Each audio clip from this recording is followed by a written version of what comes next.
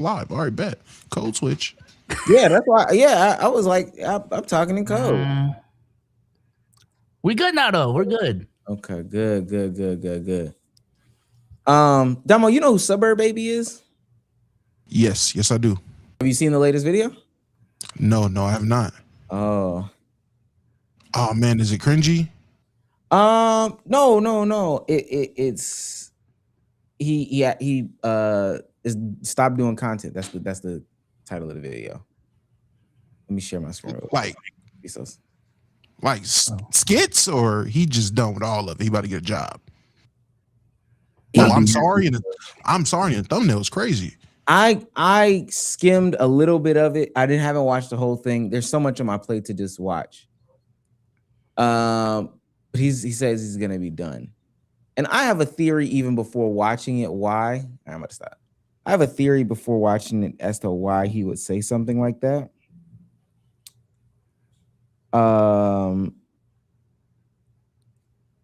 Drewski has changed the game. Drewski has changed the game for the boys. Country Wayne has changed the game for the comedy guys. Bro, in a good way or a bad way? That's who you giving the credit to? Who else should I be giving the credit to? Oh, he was just trying to be like Reggie. He was trying to do the Reggie method. Let me come over from my Instagram, my skit background. I'm gonna jump into streaming. I'm gonna get the attention of Casanat, and I'm gonna get put on. He even had the clip. Stop streaming for the little streamers. We all need subs too. He was on Mafia-thon. Yeah, he did the whole playbook and didn't get put on. But see. So I'm giving them the credit because I think they opened the conversation for what the skit guys could be. A lot of skit guys wasn't living up to it. And now being a skit guy in 2026, especially when you recycle them same skits. I done seen some of these skit guys do the same when your baby mama is, or when your homeboy's mom is sexy and they get a corn star and they had to play the mom, and then they go over there and harass and flirt with them for the 50th year. And they can't keep doing that. They can't keep doing that. The monetization ain't there. It's hard to continuously replicate those different things. They never elevated their game. And the future is just looking a little bleak for them guys. I've been trying to make sure I don't go skit crazy on my shit. Because the skits do be banging. But yeah, no, I know the rabbit hole. Can't be the skit guy. And I think it might be a little different when you're a niche skit guy, but nah, you definitely can't be a skit guy unless you're gonna go full on out with the skit. Like buy NBA ticket. Drewski method it.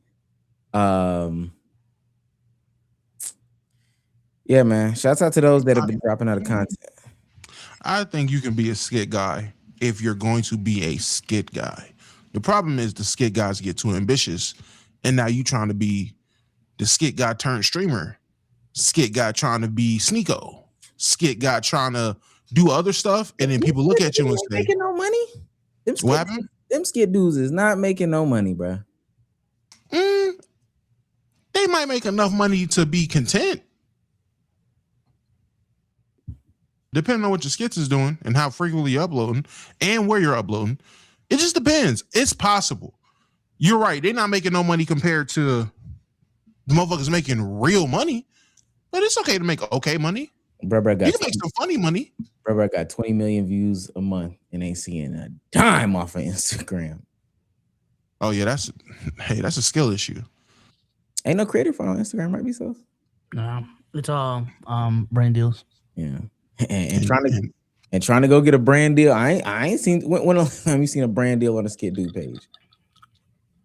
That's a funny thing about Instagram. You can clearly see who making money and who not, because there's no creator fund. No creator fund, bro. Just making the funnies to make funnies. He's just making folks laugh to make folks laugh. Did he bring it over to? I'm not saying him specifically, but did they bring it over to YouTube? Flop. It ain't hitting. Then they try to make it 8 minutes. Seen somebody try to make an 8-minute skit.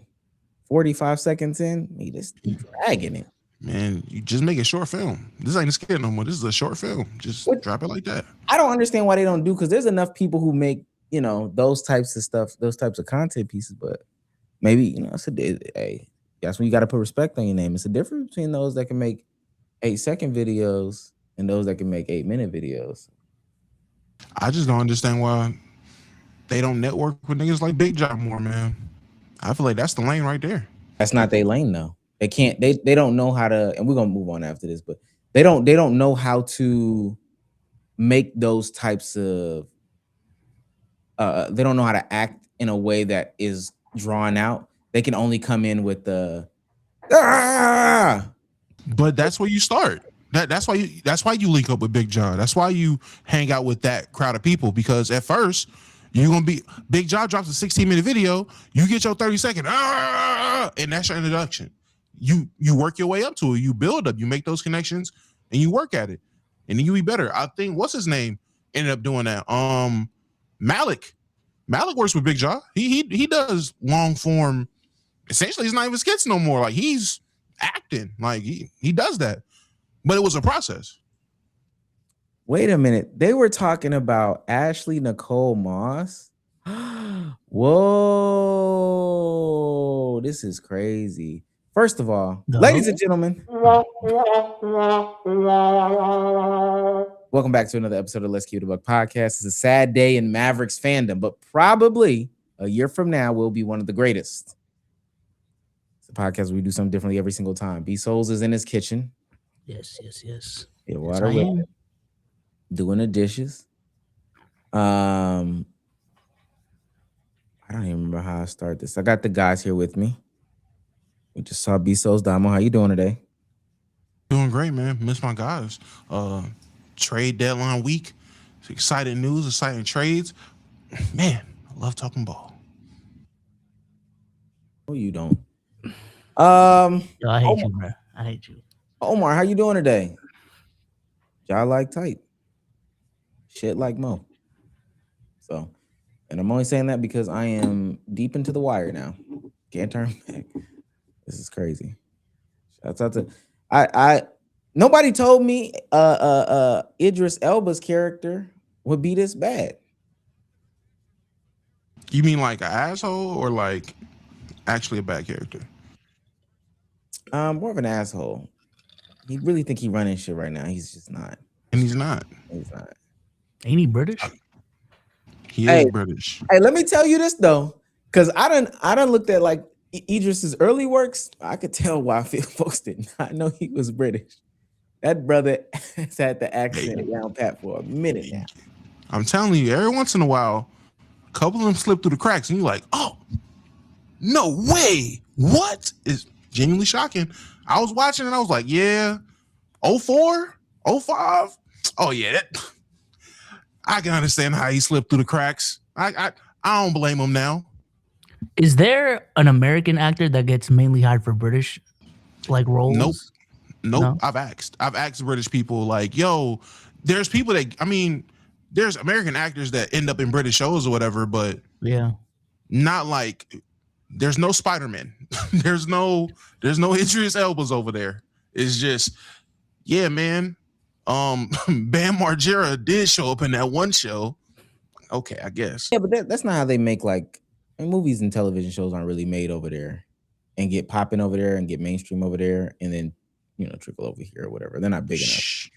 I'm not saying stuff gets made over there, but the way that media is in the United States. Recently, it's been an uptick. I will say in the last 5 years, in the 2020s, there's been an uptick of British media that does get picked up over here. For example, what is it? That one, Supercell was the most recent one. Supercell, which I was surprised was as good as it was and definitely got picked up like by American audience. Supercell's the most recent one. But before that, it was the one about sex education. People was big on that for a bit. And then, you know, they got weirded out like they always do. I'm talking about what I mean by that is, and I should be clear. What I mean by that is the like huge IPs that are worldwide are American made. Now there's that one animated movie that came out last year that was originated in China. And I'm not saying stuff doesn't happen in these countries, but like it's American made. There's no Chinese Superman There's no Chinese or British Spider-Man. Like you said, there's no British Spider-Man. So Bruv. you said what? Bruv man. You don't got a bruv man? No? Okay. I don't know if I'm proud of you or ashamed that you made a joke like that. I'm proud of you, actually. You know, it's That was great. a good one. Sometimes when I scroll my TL, I see stuff that people creative. I would have never thought of this to be a meme. Let me show y'all. This is so stupid. I seen you quote retweet that AI dog earlier. That really sparked you. I don't know. Hey, because I don't even know what that is. I saw a Winnie the Pooh one that got me. Had to repost it on TikTok, man. I don't even know what that is. Some of the shit is funny, man. I ain't gonna lie. Finally, God, we can say. If you did it, The AI baby. Nah, let me not get in my bag.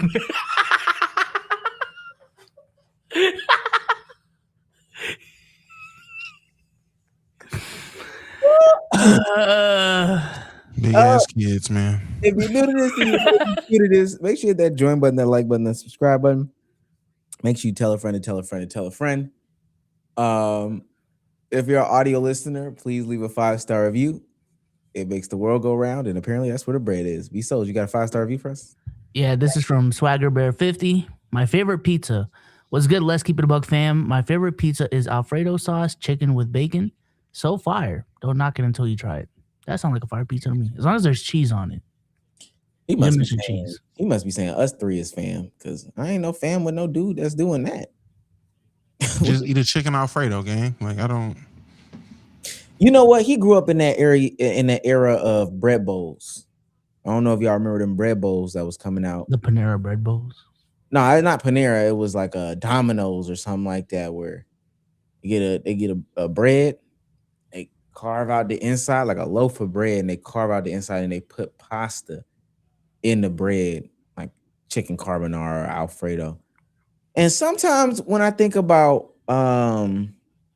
you know, the trends that go on TikTok, the Biscoff cookie type situations, I think to myself, man, this is a big country. How did it get so big? But then I remember bread bowls exist. Carbs is crazy. This This is Thanksgiving all over again, dog. 4 rolls? 4 rolls? That was- Come on, man. Folks don't even talk about that. 3 proteins and 4 rolls, man. Folks don't even really remember this, man. This is a bread, and then the pasta's on the inside. A pasta pizza?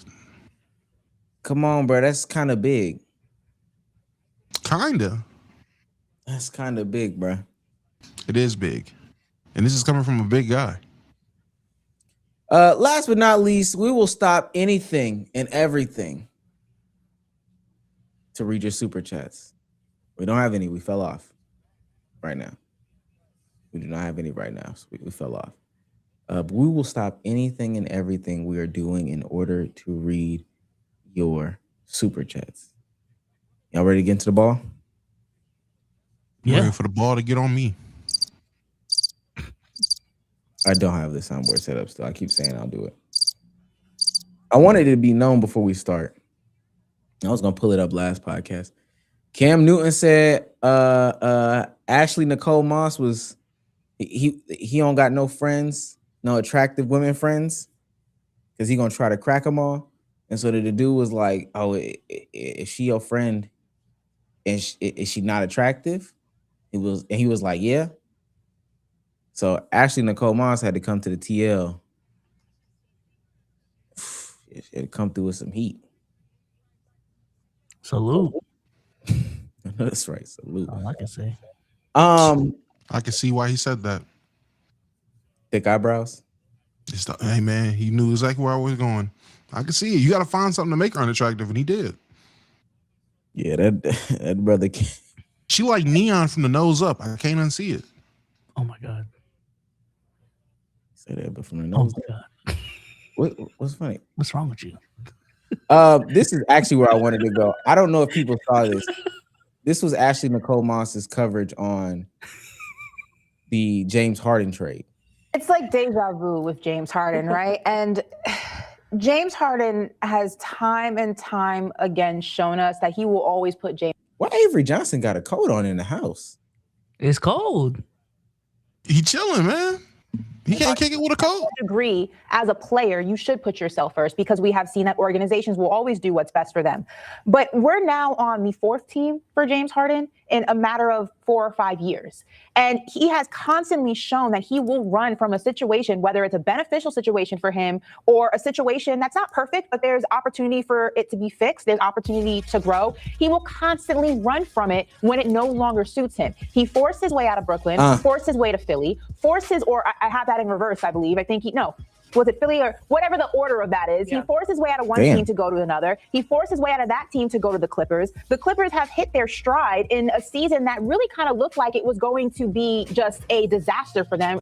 All right. We don't need her whole breakdown. But she says James Harden is selfish. Once is an incident, twice is a choice. We're on team 4 for James Harden. This is ridiculous. I know this is a crazy way to start this. Somebody quote tweets this and says 6 aberrations, by the way. Is that what that was about? I didn't know what they were talking about. I thought they were talking about James Harden. I didn't know it blew up. How many likes does this have? 8.8K. Oh, I seen it early on. I was like, damn, is that what James Harden getting into? I didn't know nothing about this. And it's caused her to have to come to Twitter and address it. The only reason I'm addressing this is because of the ridiculous traction it's received. I wholeheartedly believe in a woman's right to choose, but I've never been pregnant. And to perpetrate this rumor because you don't like my basketball takes is a disgusting violation. My takes are never personal and always within the realm of the game. Every athlete I report on is viewed as a human first because at the end of the day, it's just basketball. It's truly disgusting that same consideration isn't awarded to me. I'm over basketball discourse. I don't. She's spitting. I mean, people definitely take it too far. I mean, we've all been experienced victims of that to some degree. So I don't think this is a basketball discourse thing. This is just Twitter being able to get paid for interactions and people being willing to say whatever to get them. Friend of the show, Trey Sold, quote tweeted that report on Chris Smoove that came out. He had to come out denying. He was like, the moment that Elon allowed people, like he said, the moment people realize they can get monetized for just saying anything is when this app died. People will say whatever to make $11, and he's not lying.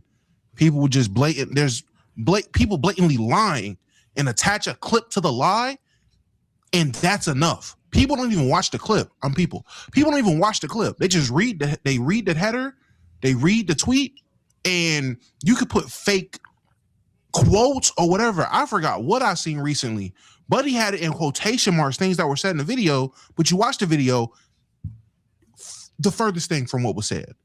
Yeah, I think what makes Twitter different from all the platforms too is you can truly grow a page by being anonymous the whole time.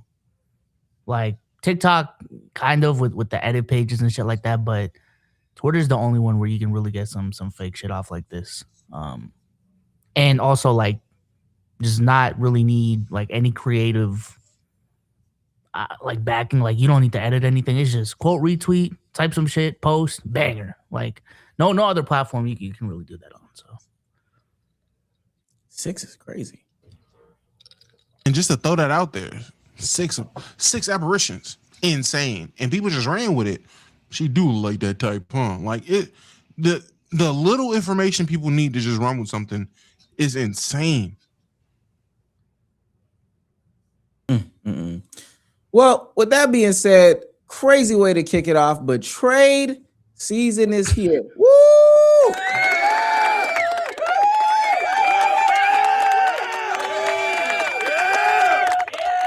That shit kicked off trade season. I'm not gonna lie. I know that sound crazy. That shit definitely kicked off trade season for me.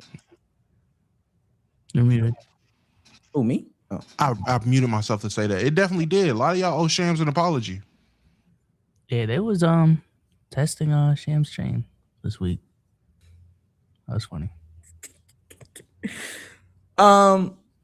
let's go in chronological order, man. I don't even want to talk about the whispers. I only want to hit hard and lay it down heavy. Breaking news coming down the pipeline February 3rd. James Harden and the Los Angeles Clippers agreed to a deal that would send him to the Cleveland Cavaliers for Darius Garland, a second-round pick, and that's it. Darius Garland, a second-round pick. That's what James Harden is worth in the big 2-6. Wow. Another Harden trade. I don't even want to break it down how we normally break it down. We'll do grades. Bezos, give me a grade, man. Grade this trades.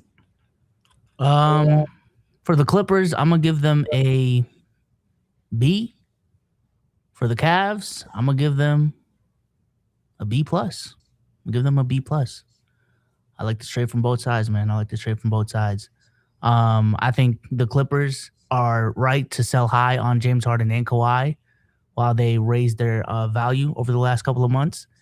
The writing has been on the wall with the Kawhi Harden Clipper era. So while everyone is, buying the hype again with Kawhi and James Harden, let's sell right now. Let's get some young assets, some draft capital on board. And let's move on. I wouldn't be surprised if Kawhi is moved off this summer as well, or they start looking into that. With the Cavs, I mean, they're trying to re-sign Donovan Mitchell. They're trying to maximize his 2-3 year window. And for the next 2 to 3 years, I would much rather have James Harden than Darius Garland. So very simple and straightforward to me. For the Cavs, I'm gonna give it a B. You upgraded a position. James Harden is playing better than Darius Garland. Didn't realize he still had so much bad PR attached to his name, because you would have thought this was just the worst trade ever. Give that to him. They upgraded the position. Just gotta see if it's gonna work. You still have a backcourt with no defense. I'm not liking that for the playoffs. For the Clippers, the Flippers gonna flip. The Clippers gonna clip. B minus. You downgraded a position. If the rebuild is gonna start, and your premier piece, your number one guy right now, is Darius Garland. Good luck. I don't wish that upon nobody. I'm not a big Darius Garland guy. He definitely, had a slow start to his career, picked it up a bit, but now he's just in no man's land. So I guess I get it. I'll just say with this trade, like I always say, y'all don't know nobody's value. Man, y'all would have thought that James Harden would still go for 2 first-rounders the way y'all talk about him. Darius Garland and 1 second-round pick. Yeah, got to give both of them a D. For don't see it. I get that Darius Garland's PR is still in the mud. I also, from reports, see that y'all were trying to, pacify Donovan Mitchell, but he's not staying. So you shouldn't even worry about that. You shouldn't even worry about trying to re-sign him or extend him or do all these other things like that by leveraging some youth for some age. James is playing cool now. It's February, right? We know when we need him to really play cool. I just don't see that happening. So you had a younger asset. I figured you would be able to trade him off for another younger asset. I get Darius Garland isn't playing up to snuff, but at the same time, he's young, man. I wouldn't trade young for old. I'm not trading a 2027 Mustang for a 98 Mustang. Not because a 98 Mustang ain't vintage. Vintage is cool when it cranks up.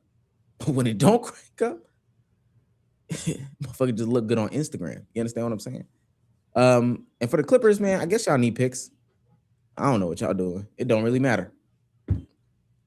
It's not even about the picks for that. I will say, when it comes to James Harden, man, I get it. You typically don't trade for the older guy, but they had to do something. And y'all didn't hear the reports?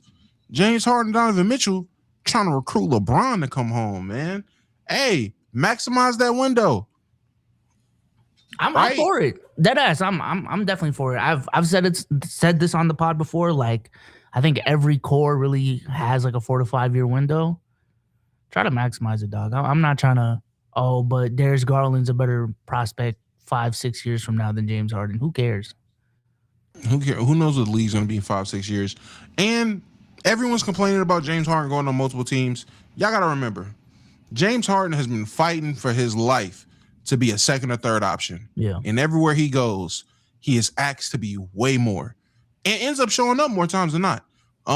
People want to point at the Philly, his time in Philly. He kept him in the series. Mm-hmm. He did poop the bed eventually, but he was supposed to be the second option. Where was Joel Embiid? Where was his antennas?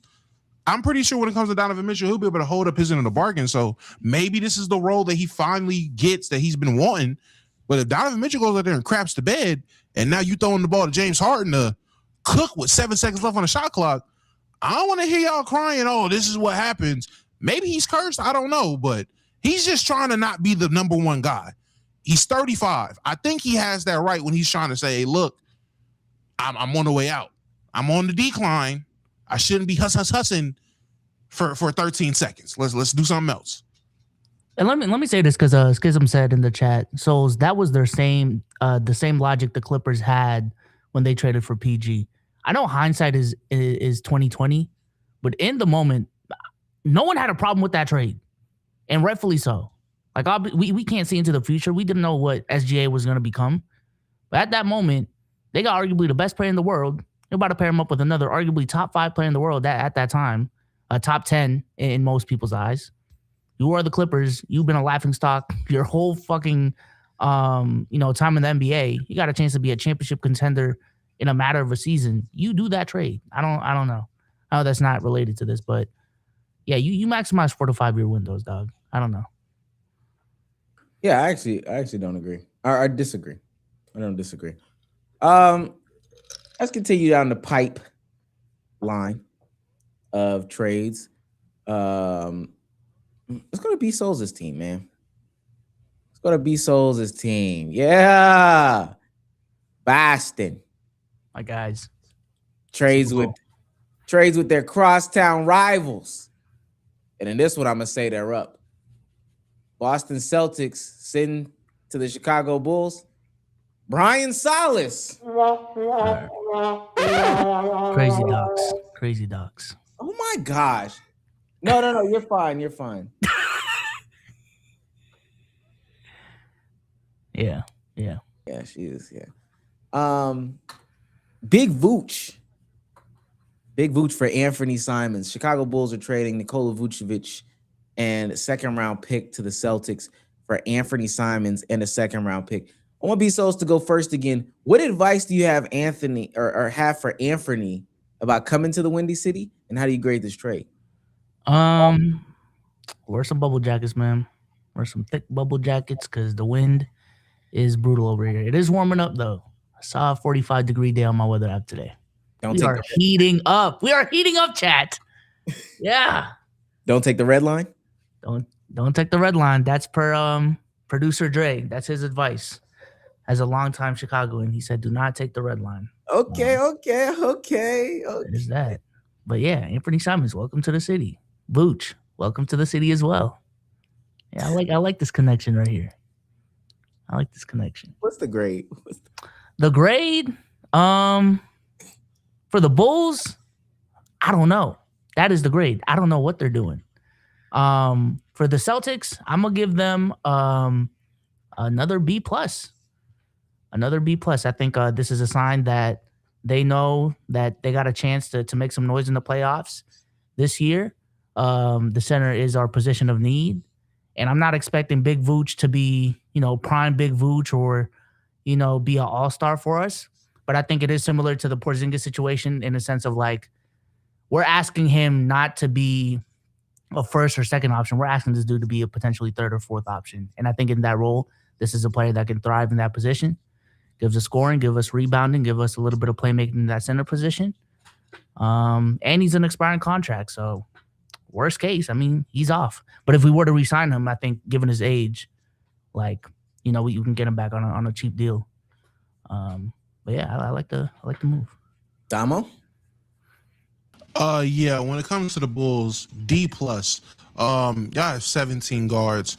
I don't see the vision at all. I don't know what's going on. I hate that move for y'all. And sending Big Vooch to the Celtics, B minus. It is a positional need. Upgrade that center position. That's cool and all. If this is a long term thing, yeah, that defense trash. I wasn't a big fan of Cat being the anchor of the Knicks defense and then being competitive. I feel the same way about Big Vooch for the Celtics. Maybe if y'all make another move, this will look a lot different. But if he's the center, barbecue chicken.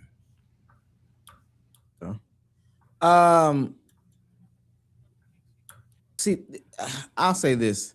Yeah, for the Bulls, we don't really care. I don't know what they're doing, dog. We don't really care, Bulls fans. I do want them to get Zion though. I think that'd be cool. Yeah, in the city.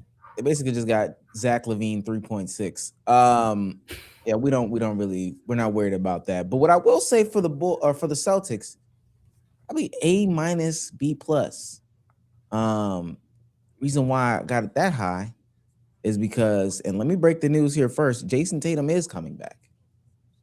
Jason Tatum is coming back, and they're saying to themselves, "Oh snap, we actually do need a center."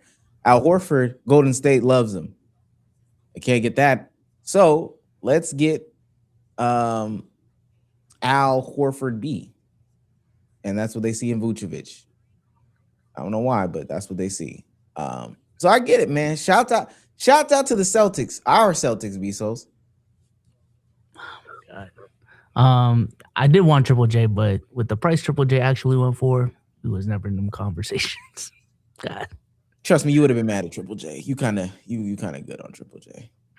I mean, I just don't think we need crazy rebounding from the center position if that's the knock on him. Because even when we won a championship, we didn't have a crazy rebounder at the 5. Like we always rebound by commission. I don't know what the word is. Committee. Yeah, committee. So they say that's how cool and all. That's cool and all. They say Triple J don't got no heart. Porzingis have heart? I don't. Yes. Yeah, I mean, what y'all had? More than Triple J. Yeah, more than Triple J though. I ain't going. Saw for one game in the finals. You ain't want Triple J. You ain't want Triple J game. And when you don't get that game from Triple J, you're gonna be sick. At least Porzingis gave us a game. Yeah, exactly. It's gonna be one game where Porzingis hit 4 threes, 5 threes. You're gonna be like, oh shit. And it's gonna be one game where Triple J ends up with more fouls than he does rebounds. You're gonna be like, man, what is this? 4 fouls, a block, 3. Why didn't you get that rebound? Help Tatum. That's all you're gonna get. You're gonna have Tommy Heinsohn shaking in his grave. No cap. Shit gonna be crazy. I'm telling you. Man, you better talk to Shamaria. Oh yeah, she about to start getting off about him now. He ain't in that Memphis Blue no more. Oh yeah, she about to let it fly. Yeah. All right. Speaking of Triple J, we'll just read this one. Memphis Grizzlies signaling the end of an era. Because if he gone, we know who else gone right after him. They scrambling. They trying to call the WNBA, see if they can trade Ja.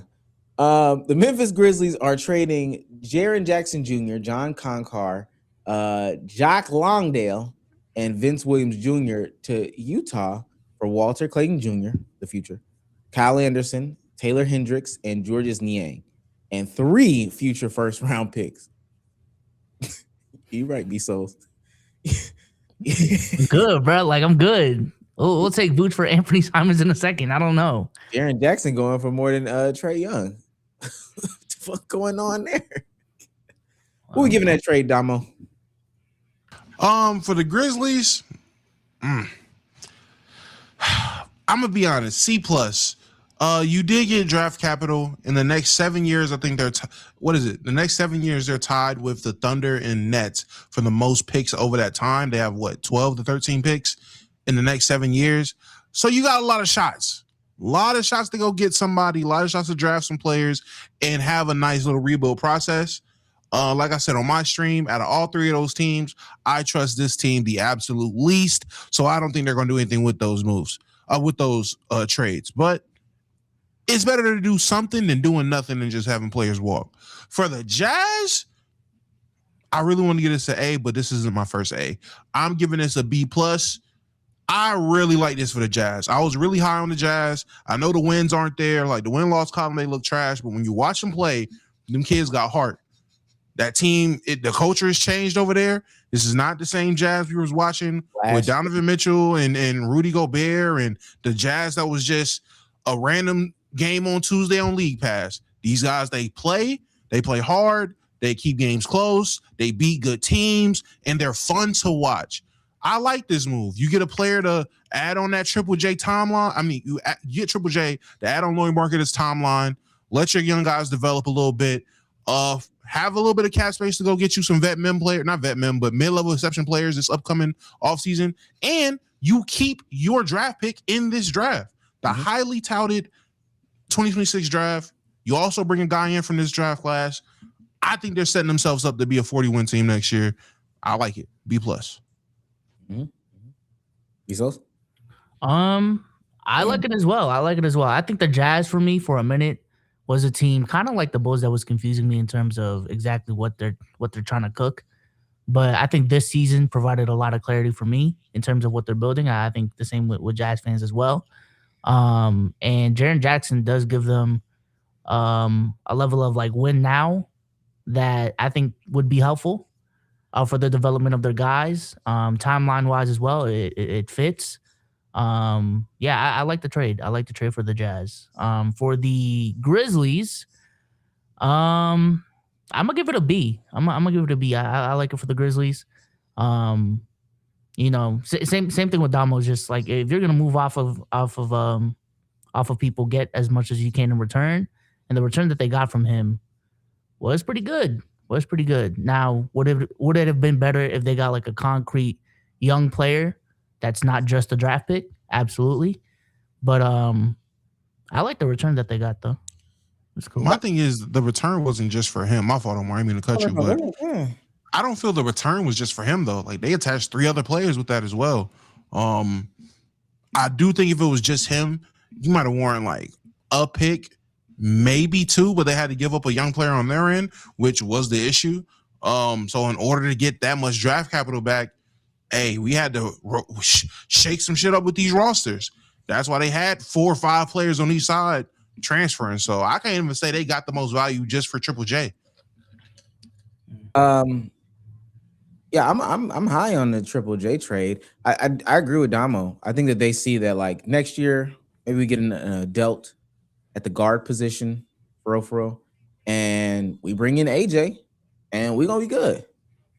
We draft AJ, and we're gonna have a straight team with Lauri and Jaren and AJ and an adult, Kevin Love to be your veteran or whatever the case may be. Yeah, I mean Danny doing a good job. I never doubted him. He put banners up where I'm from, type shift. So I like that front court too. That Walker Kessler, Jaren Jackson front court for defense. That was in contention for best defensive front court going into next season, but we know who gets that crown.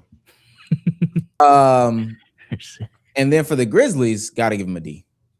Gotta give him a D. Big one for Dylan Brooks.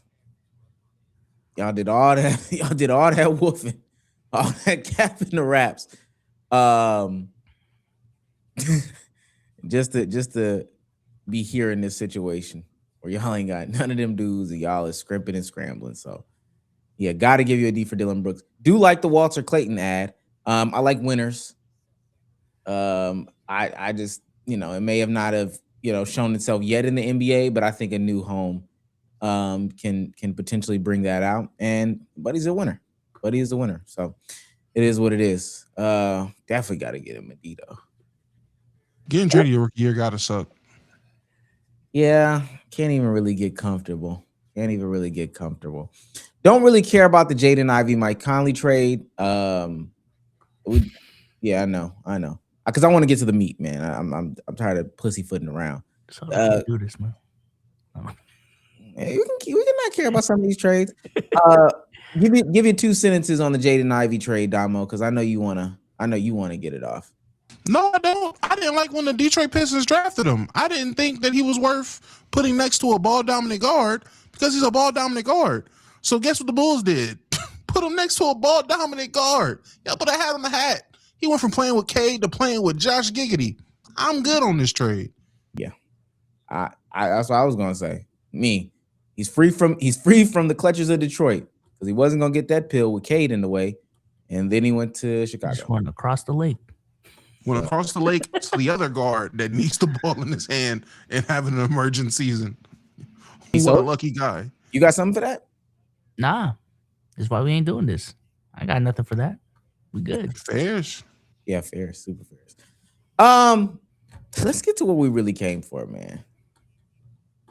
Breaking news.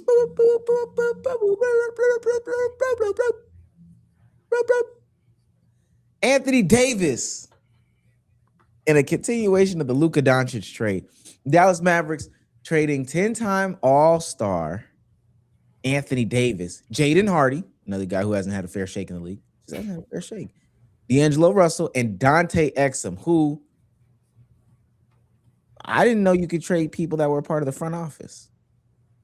Because Dante Exum for sure can't be playing basketball still.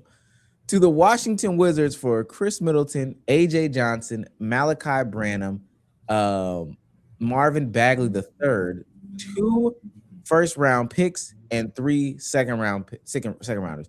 First thought when I saw this was Dallas Mavericks already had the Luka Doncic experience. Now they wanted to try the Marvin Bagley experience. Damo, what do you give this trade? I give this trade, honestly. I can't even say this is a win-win. I can't even flex it like that. I'm gonna give it an A for the Wizards. Let me tell you, and I don't care if this is just an AD deal. I'm packaging both moves. To walk away in the season before the trade deadline, and you get Trae Young and Anthony Davis. You don't give up none of the Wiz kids. You don't give up your 2026 pick for any of those players. That is incredible. That is top tier GM work, and that's the type of shit that we've been looking for. That's the type of shit we've been wanting. This is what we've been wanting from teams, to stop being trash. Do your job. That is an A from me. I'm seeing people saying AD's unreliable. He's not going to play that many games. Let me tell you, 40 to 50 games of Anthony Davis is worth way more than what they were going to get with the picks they traded, which, again, is a two late first-round picks? Yeah. There is a top 20 protected pick that they got. Like, come on, gang.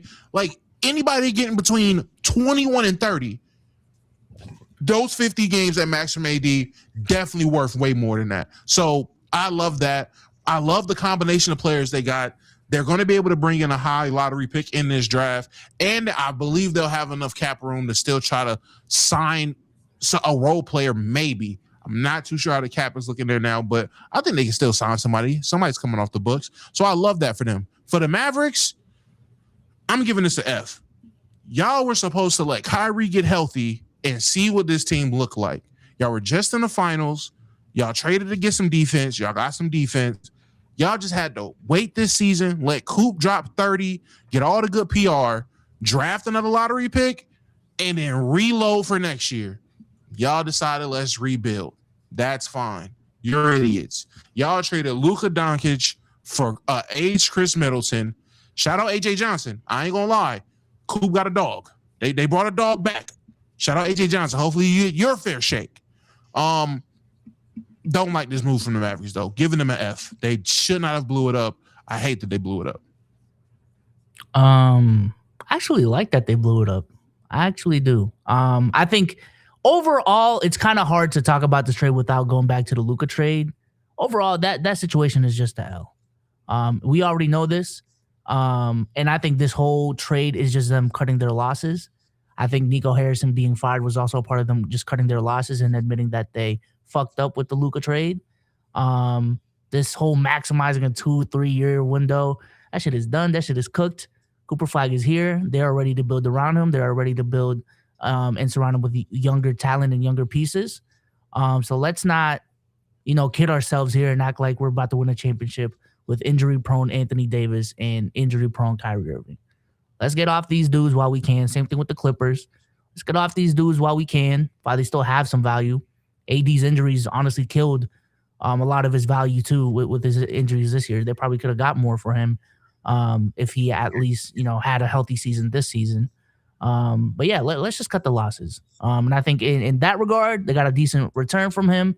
For the Wizards, though, I'm not gonna lie, I was kind of, looking at them like the Bulls when they got Trae Young. I'm like, what the fuck are they cooking? But I see the vision now. I definitely see the vision now that AD and Trae Young are on the team. Not to say that they're going to be world beaters by any means, not to say that they're going to be contenders next season.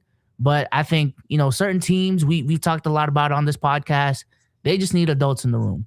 They need to see winning. They need to see what winning looks like. And what Trae Young and Anthony Davis can do. Not win a championship, in my opinion, but at least provide a level of winning that can really jumpstart the culture out there in Washington for the younger guys to potentially take the reins, 4 or 5 years down the line. And that's all you can really do. That's all you can really ask for.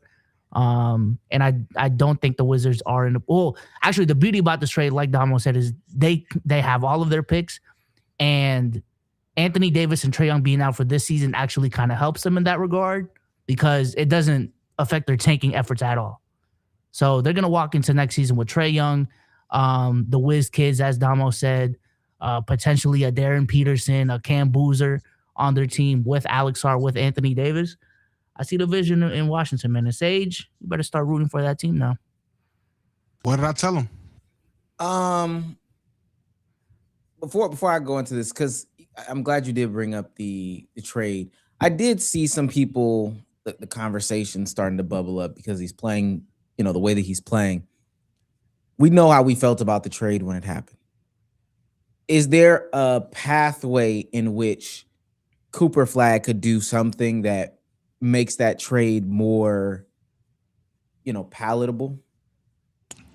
In my opinion, he already has. In my wholehearted opinion, Cooper Flag has vindicated that trade. Now, it's fair to say they didn't get Coop because they traded Luka directly. Like, that wasn't how that worked, even though we know that's how that worked. It's already vindicated. Cooper Flag is having a rookie year better than Luka's rookie year, in my opinion. He's already a better. I think I take rookie Coop over rookie Luka. I'm sorry. And Luka got busy.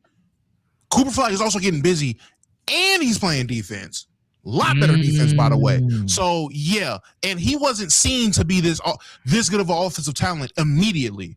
Like, Coop was his game was supposed to grow. Like, his offense was supposed to come along, he can get a bucket here and there, but he was going to use mostly athleticism. People was looking at 15, 17 points a game. Maybe even 14.6, right? Like around there. Gang, Cooper Flag is walking on these courts, and he's the best player no matter who's out there half the damn time. Cooper Flag has 3 to 4 to 5 go-to scoring moves that he's hitting consistently and efficiently. Cooper Flag has a bag on offense. Give me rookie Coop over rookie Luka. We just saying stuff. And with that being said, I'm glad you feel that way. I definitely won that draft. So what do you because that was crazy. What do you think? What do you mean by vindicate, I guess? Like, I'm kind of confused on what the question is. So people were upset at the Luka trade. And we know that like Damo said, they didn't get Cooper Flag because they traded Luka Doncic, but that's just the way that the conversation has been framed. So, damn. I thought it was me. Okay. Is there that? Hold on. Give it a second. You had cut out. Jay got cooked. Hold on. Yeah, that was crazy. I don't know. I heard it. Yeah, but Oh, you're not even on the stage right now? Oh, you're not. Oof. Y'all, Damo, you hear him, right? Yeah. I hear him. I didn't know he was off the stage. I was pulling up Luka and Cooper Flag stats. I'm gonna try to put him back on. I don't know. I mean, I know whose stats is better, Chad. I just want to pull it up just so I have it in my face. Can you join back? Why you doing this, Bezos? Let me ask you. I'm gonna read 2 stat lines. Player A, player B. You tell me which player you rather have as a rookie. Fair? Okay. Fair. Yeah. Blind, blind game. Blind game. Player A, 21 points, 8 boards, 6 assists, shooting 43 from the field, 33 from 3. That's player A. I'm gonna just keep it super vague, super simple. Player B, 20 points a game, 7 boards, 4 assists, shooting 49% from the field and 30% from 3. I'm taking player B. I don't know. You taking player B? Yeah, player B is Cooper Flag, buddy. Cooper Flag's rookie year, man. Come on. I'm taking rookie Coop over rookie Luka. Wait, am I back? Yeah. You're back now. Okay, so wait, you might have read. I don't know if you just read those numbers wrong. What the hell? What did you just read? I read their points, rebounds, assists, field goal percentage, 3-point percentage. I didn't even mention defensive numbers, any advanced numbers, none of that. Are you taking player B, Bezos? Because I know it's Cooper Flag.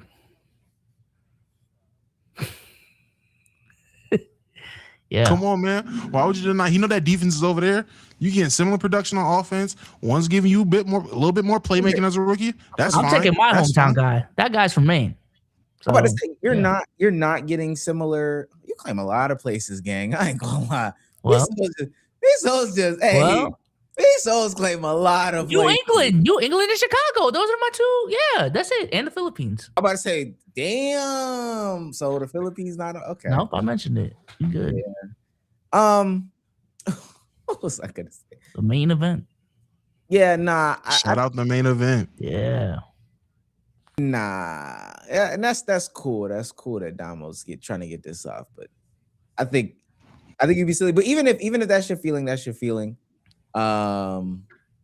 One of them also has a crazy turnover problem. I'll let y'all guess who that is.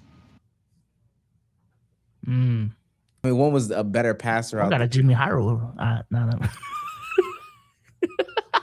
One was a better passer out the jump. So One wasn't expected to be a passer at all. Yeah, I hope the guard is a better passer. I don't know. Man, I will hope the guy that's a prolific playmaker and passer. I will hope he's better. Yeah, and then it became generational, and then it was like, oh shit. Yeah, that's fine. We talking about rookie year, so stop looking at hindsight, buddy. We're just talking about rookie year. No. You're talking about becoming generation. He was not a generational passer year one. It wasn't generational playmaking year one, and that could be just because of the personnel he had. Yeah, it was. I'm about to say, I don't think it was generational year passer? one. No. Year one, he wasn't. Like, and that, again, yes. Again, that could be because of the personnel he had. So he had bums that didn't know when to cut or how to get open or put their hands up. I can give you that. But no, he was not a generational playmaker year one. In just year one. What would generational playmaking from like a year one perspective be? Especially in recent times. We're not talking about Trae Young. Tyrese Halliburton. LaMelo Ball. What? What? Are we serious? Yeah, we're not serious. Are we not serious? Hold on. Let me see. Who he said? He said Trae Young. John Wall. Nah, we're not serious. Okay, I don't know. All right. I don't think anybody. Hey, Magic? Come on. I was just gonna say, not in the nasty ass era of if you throw it to Kareem, they let you get six back downs and then, oh shit, that's a bucket and an assist from my guy. Let me get my thoughts on this trade so we can keep moving. Let me say this. Mavericks, I don't understand. You don't have to stay bad. You can kind of see what's going on with the goings on. Y'all were still gonna get like a top pick in the draft regardless. So what this really does, I get selling high on AD, but I don't know. I need to see what those 2 first rounders are. Maybe, I don't know. I'm not necessarily a fan of it for the Mavericks, for real. You didn't give Jaden Hardy a fair shake. Okay. And for what it's worth, I still think available AD is actually a decent player. And I would like to see what that looks like for Cooper. So we have more, I don't know. I need a bigger sample size so I know what to build on in the future. For the Wizards, A+. Told y'all to buy stock early. We're here now. Stop, bro. Told y'all to grab all this stock early. Now it's freezing cold outside. Y'all can't even get to the grocery store. Can't make soup. But no, on a serious note, You be Instacarting now, man. Hey, it still can't move on the snow. On a serious note, though, this is how you build a team. This is how you pull stuff off. They did a good job. Don't even really want to get too deep into it. They also still have a top pick, and a top pick coming into this type of team should have a good foundational place to play from. I'm tired of top picks coming on bad teams and doing whatever. This is good. For the Atlanta Hawks, this is an F. This is an F. In a 3-week span, the Washington Wizards, your divisional rivals, have shown you how to build around Trae Young. Divisional rivals. Almost instamatically. Because you were so confused for so many years. And I can't wait for that brother to get on a basketball court with these guys. And somebody says to themselves, oh man, him with Sarr and AD, 2 lob catchers, two big time defenders. Doy. Who would have thought putting defenders around Trae Young, who can also do something on offense, would have been the way to go. Sarr's giving you 18, leading the league in blocks. Anthony Davis is who he is. Keyshawn George and Bilal Coulibaly both are two-way players who are not liabilities on the court on the other end. Man, Trae Young ain't even stepped on the court for the Wizards, and they've already built the team around him better than 8 years of Atlanta basketball? 7 if you want to be generous. Somebody said it wasn't easy to do that, to be honest. It was. Yes, it was. It was easier to do than what the Hawks actually did. Let me tell you that right now. It was much easier to do than what the Hawks actually did by putting defensive negatives or just offensive zeros on the court with them. And then had the ability to get some of the same exact players and went another direction. They just said, okay, let's get Zachary Richardson. I'm done, bro. They built a better team. And for what it's worth, especially the way that the East is shaping up next year, because I know people expect it to happen, but I don't expect Hallie to just hit the floor running. And I do expect the Knicks, depending on what happens in the playoffs next year, to shake it up. Giannis will be off of Milwaukee. Cleveland is going to look totally different next year. I'm going to go ahead and stamp it. Washington is going to be one of the better teams in the East next year. Only rival is going to be B Soul's team, the Boston Celtics, for real. But I don't really see I can't really see into the future what team I'm expecting them to. Oh, Detroit. I forgot about Detroit. My bad. I'm about to say, hold on now. Yeah. But besides, okay, that's fine. Detroit, Boston, New York will be. It depends on what happens in this offseason. But it's a solid one. AD should look around and be like, hold on now. I'm competing a little. I'm really this my second best team outside of me playing with Bron. Detroit, Cleveland, Boston, not in this order, obviously, but Detroit, Cleveland, Boston. It's a lot of faith when I say this, but I still believe they'll be better than the Wizards. They should be. Orlando. I think Orlando will be better than the Wizards next year. I got the Wizards a 40-win team. I don't want to jump the gun and say, hey, man, conference finals or die. I don't want to say that just yet because there's still a lot of factors that need to go into place before they're there for me. But, man, oh, man, when you want to talk about foundations, I said this before the season, the Wizards have probably one of a top 3 situation going into this season. And everyone looked at me and laughed and clowned. I said, gang, their young core is really good and talented. They have tradable assets to move off and get somebody. Who that is, I don't know because I don't work in the NBA and I don't know who's going to be available, but someone's always available. And they got 2 someones in the course of less than a month. Shout out the Wizards. That GM deserves executive of the year. He started this rebuild with Bradley Beal and Kyle Kuzma and turned it into Trae Young, AD, and the Wiz kids. Shout out In 2022, we sat there and said these GMs need to lock in and be better at their job. And gosh darn it, a lot of these bottom feeder teams GMs locked in and listened. I love it. Yeah, that's another reason, and we'll move on after this. But that's another reason why I'm also like really, really off the Hawks, is simply because it doesn't take much, and we saw in real time what just a little bit of locking in does. But you sat there and you tried to big brain the situation too many times, like Kevin said in the chat. They tried to recreate Warriors 2.0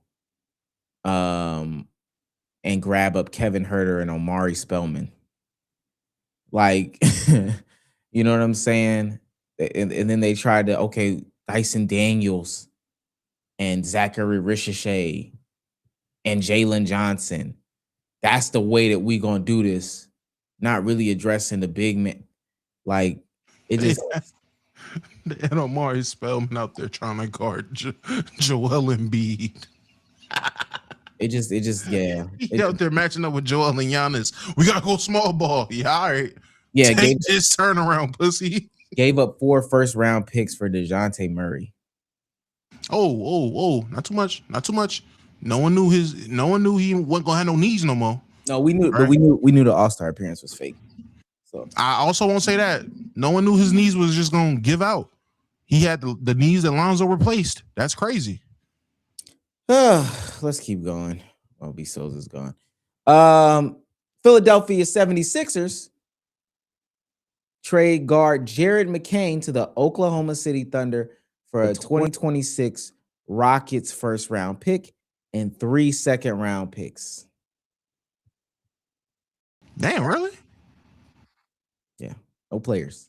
I thought it was just the first, but a first and 3 seconds for McCain? One, shout out to the Thunder. The rich get richer. What do you need 76 picks for? You don't. Go get you some players to step in and be able to play. For the Sixers, I feel like you could have got more still. I mean, selling on McCain is trash. I don't think him having a down year after coming off of an injury his rookie year was justification to just sell on him when you got Percocet P on the roster. Like, I don't know. There's other players I would have thought. Kelly Oubre is still there. Like, I would have thought somebody else would have got up out of there before you went Jared McCain. That's crazy. For them, for the Thunder, I'm gonna give it a A-. I really like that deal from them. For the Sixers, D-. Not gonna lie. Bezos? We're talking about Jared McCain, right? Yep. Senor. For the Oklahoma City Thunder, I think this is a low risk, high reward trade, low key, because in terms of what they need shot creation, they need scoring, additional scoring, specifically off the dribble. And if Jared McCain can just bounce back just a little bit, like at the very least, he is a shooter for them, and that is also a need of theirs. So Jared McCain can do that. For the Sixers, though, I'm just sad that Jared McCain, like, his stock fell this high based off of his rookie season because he was really killing it. I don't know if y'all remember. People were starting to have some, like, Curry conversation with Jared McCain. I don't know. Maybe that was just on my side. But, yeah, I just feel bad for Jared McCain, man. And he's partially Filipino too, man. So, tough. I'll say this. I mean, I don't feel bad for Jared McCain. You're in a good situation. The air is going to be better, and not just because Oklahoma City's, in the country, and Philadelphia is in the downtown area, but air is going to be better on a winning team. You're gonna have to walk a little different. You got the little dress swag to match everybody else's dress swag over there. I think it's just gonna be a better situation overall for you. So I am happy for you. Now you probably are gonna get flipped, right? If J-Dub don't get it together, they might be looking to flip you for a change of that position. Somehow they might pull off Tatum. I don't know. Yo, stop! Don't say that. because that's what he. Yeah. Don't say that. No, don't say that. Don't say Yeah. that. Yeah. Jared McCain for Tatum straight up swap. I don't know how Sam Presti will do it, but he probably will. But yeah, I like people being put in like better situations. So they let them be high off VJ Edgecombe. And rightfully so. Not saying anything bad about VJ, but let them be high off VJ Edgecombe and get rid of you, King. And then you could do what you need to do. Do what you need to do, man. I think last couple trades. Chris Paul to the Raptors. Is he playing? Like, Nah, what's They he doing, told that man? man. They told that man he don't got to report. You don't got to pull up, man. Just take this check and chill at home, OG. No, I know he's Crazy. not playing, but like, what's the plan for him? Because I think Chris Paul wants to get on the court one last time at the very least. I don't know, man. New Orleans He need to better retire. Nah, New Orleans can go ahead and just do they need to do what they need to do. Do a throwback team you started with. Let's get it popping. He need to go and retire, man. It's a wrap. They giving you the John Wall treatment, gang. That's a sign. Yeah. Old school John Wall. Kobe White to the Hornets. Come on now. That one surprised me. Shout out getting Mason Plumlee. I like that. I like that for them. Add a big. That's fine. But the Hornets getting Kobe White, and I guess they're gonna try to buy out Mike Conley. Not mad at it. Get some buckets down here. Welcome home, Tar Heel. I know we're on Kobe right You now. like it? Did y'all see John Wall getting these back in my day podcast takes off now, man? Yes, I have. He was talking about whatchamacallit. See, when I talk to my nephews, they think like I wasn't in the same class with Dame and them. Or who else? Dame and someone else. And John Wall was like, yeah, I was. I'm like, oh God, we're this old. Hey, the Dame Kyrie Steph conversations. Yeah. You wasn't in Kyrie. those. You don't know about me in 2017 Young Blood. What? Last trade. Don't roll your eyes like that. Cavs Respect John Wall. agreed to trade Lonzo Ball and 2 second-round picks to Utah Jazz. So It would have been a B trade if they didn't waive him. They were just clearing up cap space, which is crazy. But hey, I know a team that needs a defensive guard, man. Hey, Lonzo, come home, man. I miss seeing you and LeBron play. The last duo, are they the last duo to get a triple-double together? Or did one more duo do it after them? Regardless, one of the last duos to get a triple-double in the same game. Come on home, man. Or go play with LaMelo. Yeah, go play with LaMelo, man. or focus on the podcast. Nah. Let's keep hooping, man. Let's keep hooping. Yeah. He has more to improve on the podcasting game than his hoop game. No, we're not there yet. We're not there yet. No. Okay. Hell no. You don't want them to swerve in the. I might swerve in it. You realize he ain't put nothing out since? Shelved him. Definitely signed to a label. You should have just kept doing independent work and promoting on Neon streams. Nah, you want to sign the dotted line. Well, good trades, man. Good trades. Got a day left. Who do we expect to not be there on their respective teams? What, tomorrow afternoon, evening? If Giannis don't get traded, I'm gonna be pissed, man. I got bills to pay. So Yeah, I know Giannis isn't going to get traded. So John Morant's my pick. They got to get Ja out of there. There's no way you trade Triple J, you blow it up like this, and you keep Ja for the rest of the year. With the rumors I was going around too, with he requested a trade and didn't actually request a trade, y'all got to move him. There's no way. Yeah. And I truly tapped out of any Giannis content because I know it's just conversation. They're conversation farming. Ja actually will not be on that team tomorrow.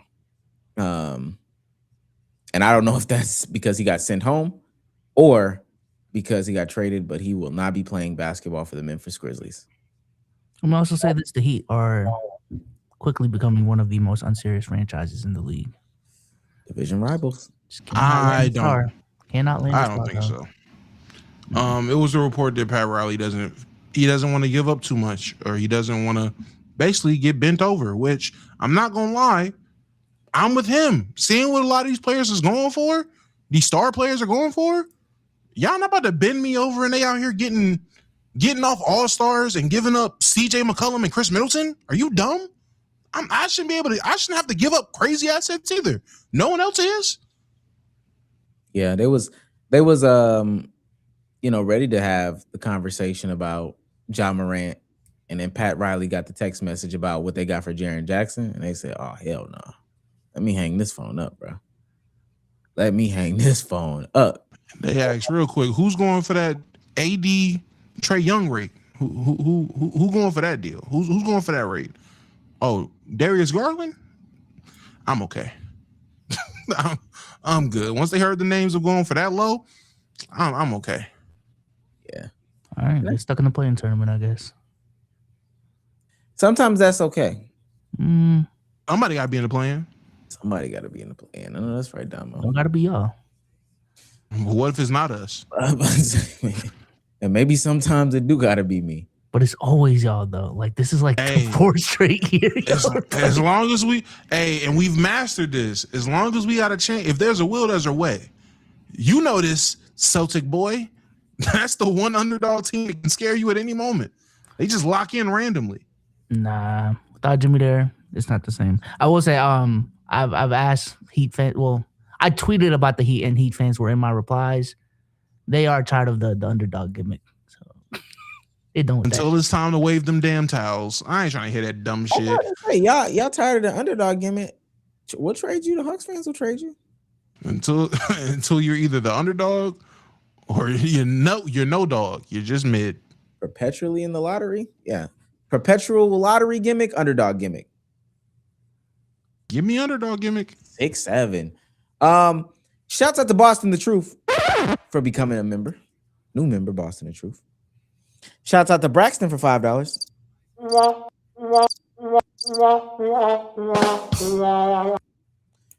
Saying Wiz fan since 06 from Gil to Blatch and all.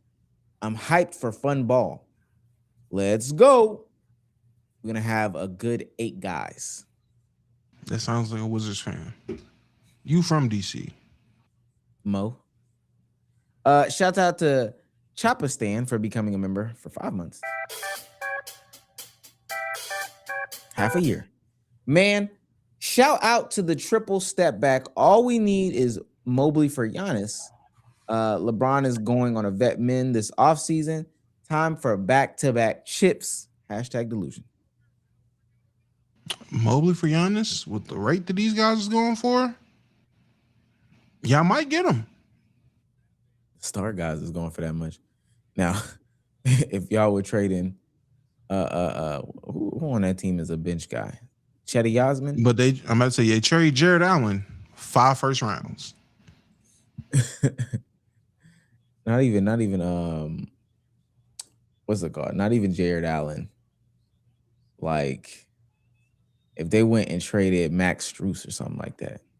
6 first rounders. We need 6 first rounders for Max Strus. They traded a 2nd round and a fax machine for Dennis Schroeder, but flipping for 3 first rounders. Yeah. Shouts out to Bo Neer for $5.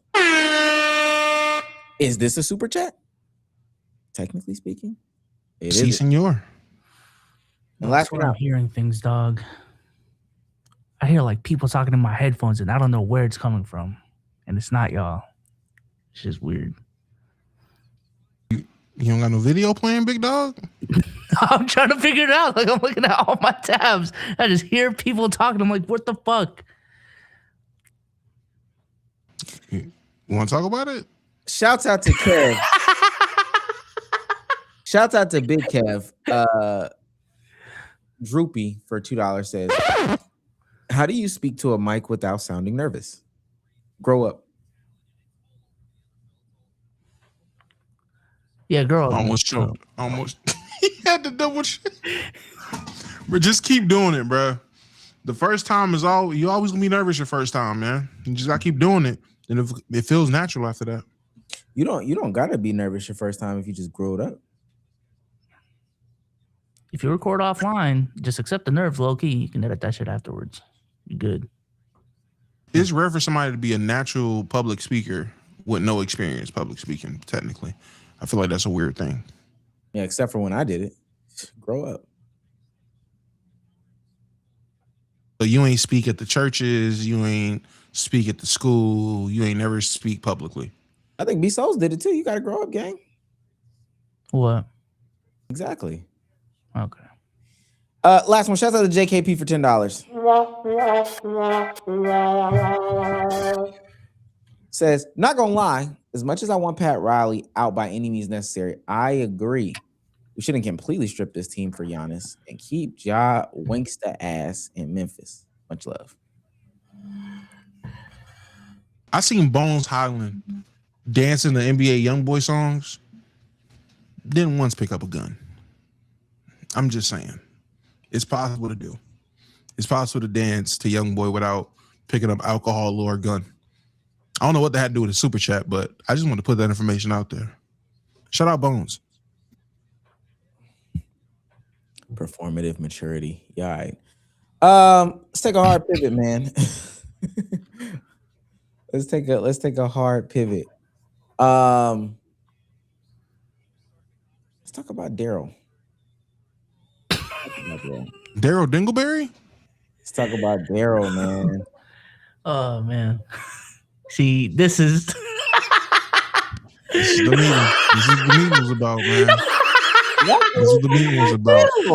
no, we can. This is gonna be a part of the new wave, but nah, man. This is funny. How long? I mean, man, an hour 15 of straight hoops. Just so DDG, right? This is nasty. This is so gross, bruh. Yeah. Also, shout out to Darren Peterson, man. He clutched up the duality of man. Actually, let's not go to Daryl first. Let's go to Black History Month. Minecraft is in a little bit of trouble. Damn. What they do? Minecraft's in a little dropped new DLC. Oh no. Yeah, people are mad at the DLC. Walk with civil rights leaders. Oh, this is an official release by them? I thought John this was like a Lewis. mod. Malala Rosa Parks, right? Make Good Trouble. That's the bridge in Selma. And, you know, great attempt. Not can't even really be mad at Minecraft. I'm not. I don't know. Damo, are you mad at them for that? That seems like a decent attempt there. The comment section and what they are doing with the DLC is crazy.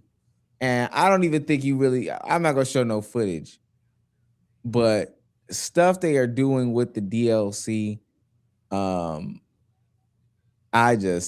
looking at a George Floyd Minecraft situation.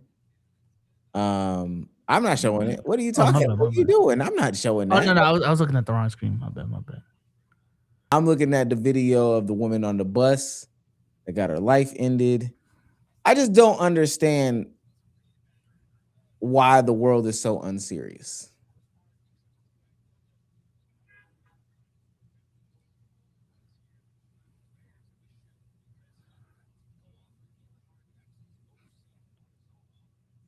Audio listeners, you're okay. I promise you. Oh man, yo, that's crazy, bruh. Like, audio listeners are still good. that's insane work. How could they do that? We only 4 days in. Also, Minecraft is a kid's game.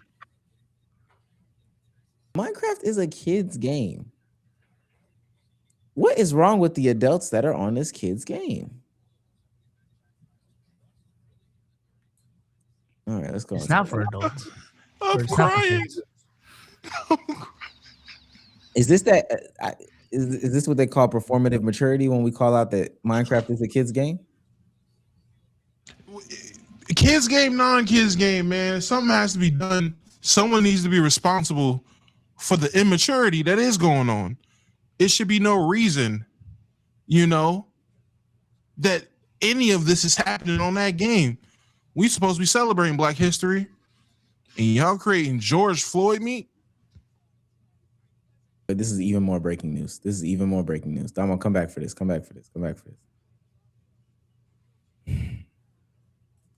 Peppa Pig's younger brother, George, has been diagnosed as moderately deaf. I knew there was something up with him. Does he only got one ear? I don't know if that's a hearing aid in his ear. Yes. George, did you hear me, George? They just made him Peppa. deaf. Lame ass. Yo, no, he has not always been deaf. They just made him deaf. Somebody in chat said prayers. Yeah, I don't. You can't do that because that don't even. I want to be in the board, in the writers' room, when whoever pitched it. All right, season 72, we got it. You know how Pepper needs to say George 3 times. We got that. What if? Hear me out. What if we reveal his left ear ain't worked this whole time? Here come the YouTubers. So if you look historically, when Peppa's on the right side of George, like you only got to say it once. The video essay. New rock stars breaking down Peppa Pig. Hey, that shit is an hour. That shit is an hour and 25. Bro. Here's the data. Here come Jimmy High Roller. All right, so relax. This has been there they've been alluding to this entire time. It's been in front of us this whole time. George was deaf. Damn. George.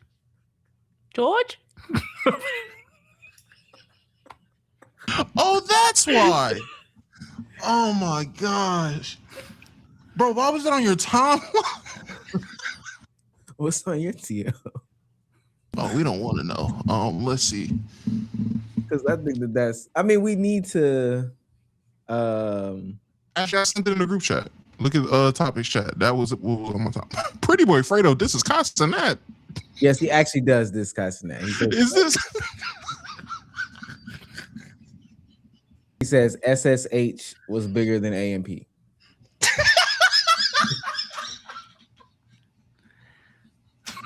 Yo, these 2K niggas are ridiculous. Wait, Fredo said that? Yes. Yes. Yo. Bitch, I'm Kobe! You know what? Fredo, you right.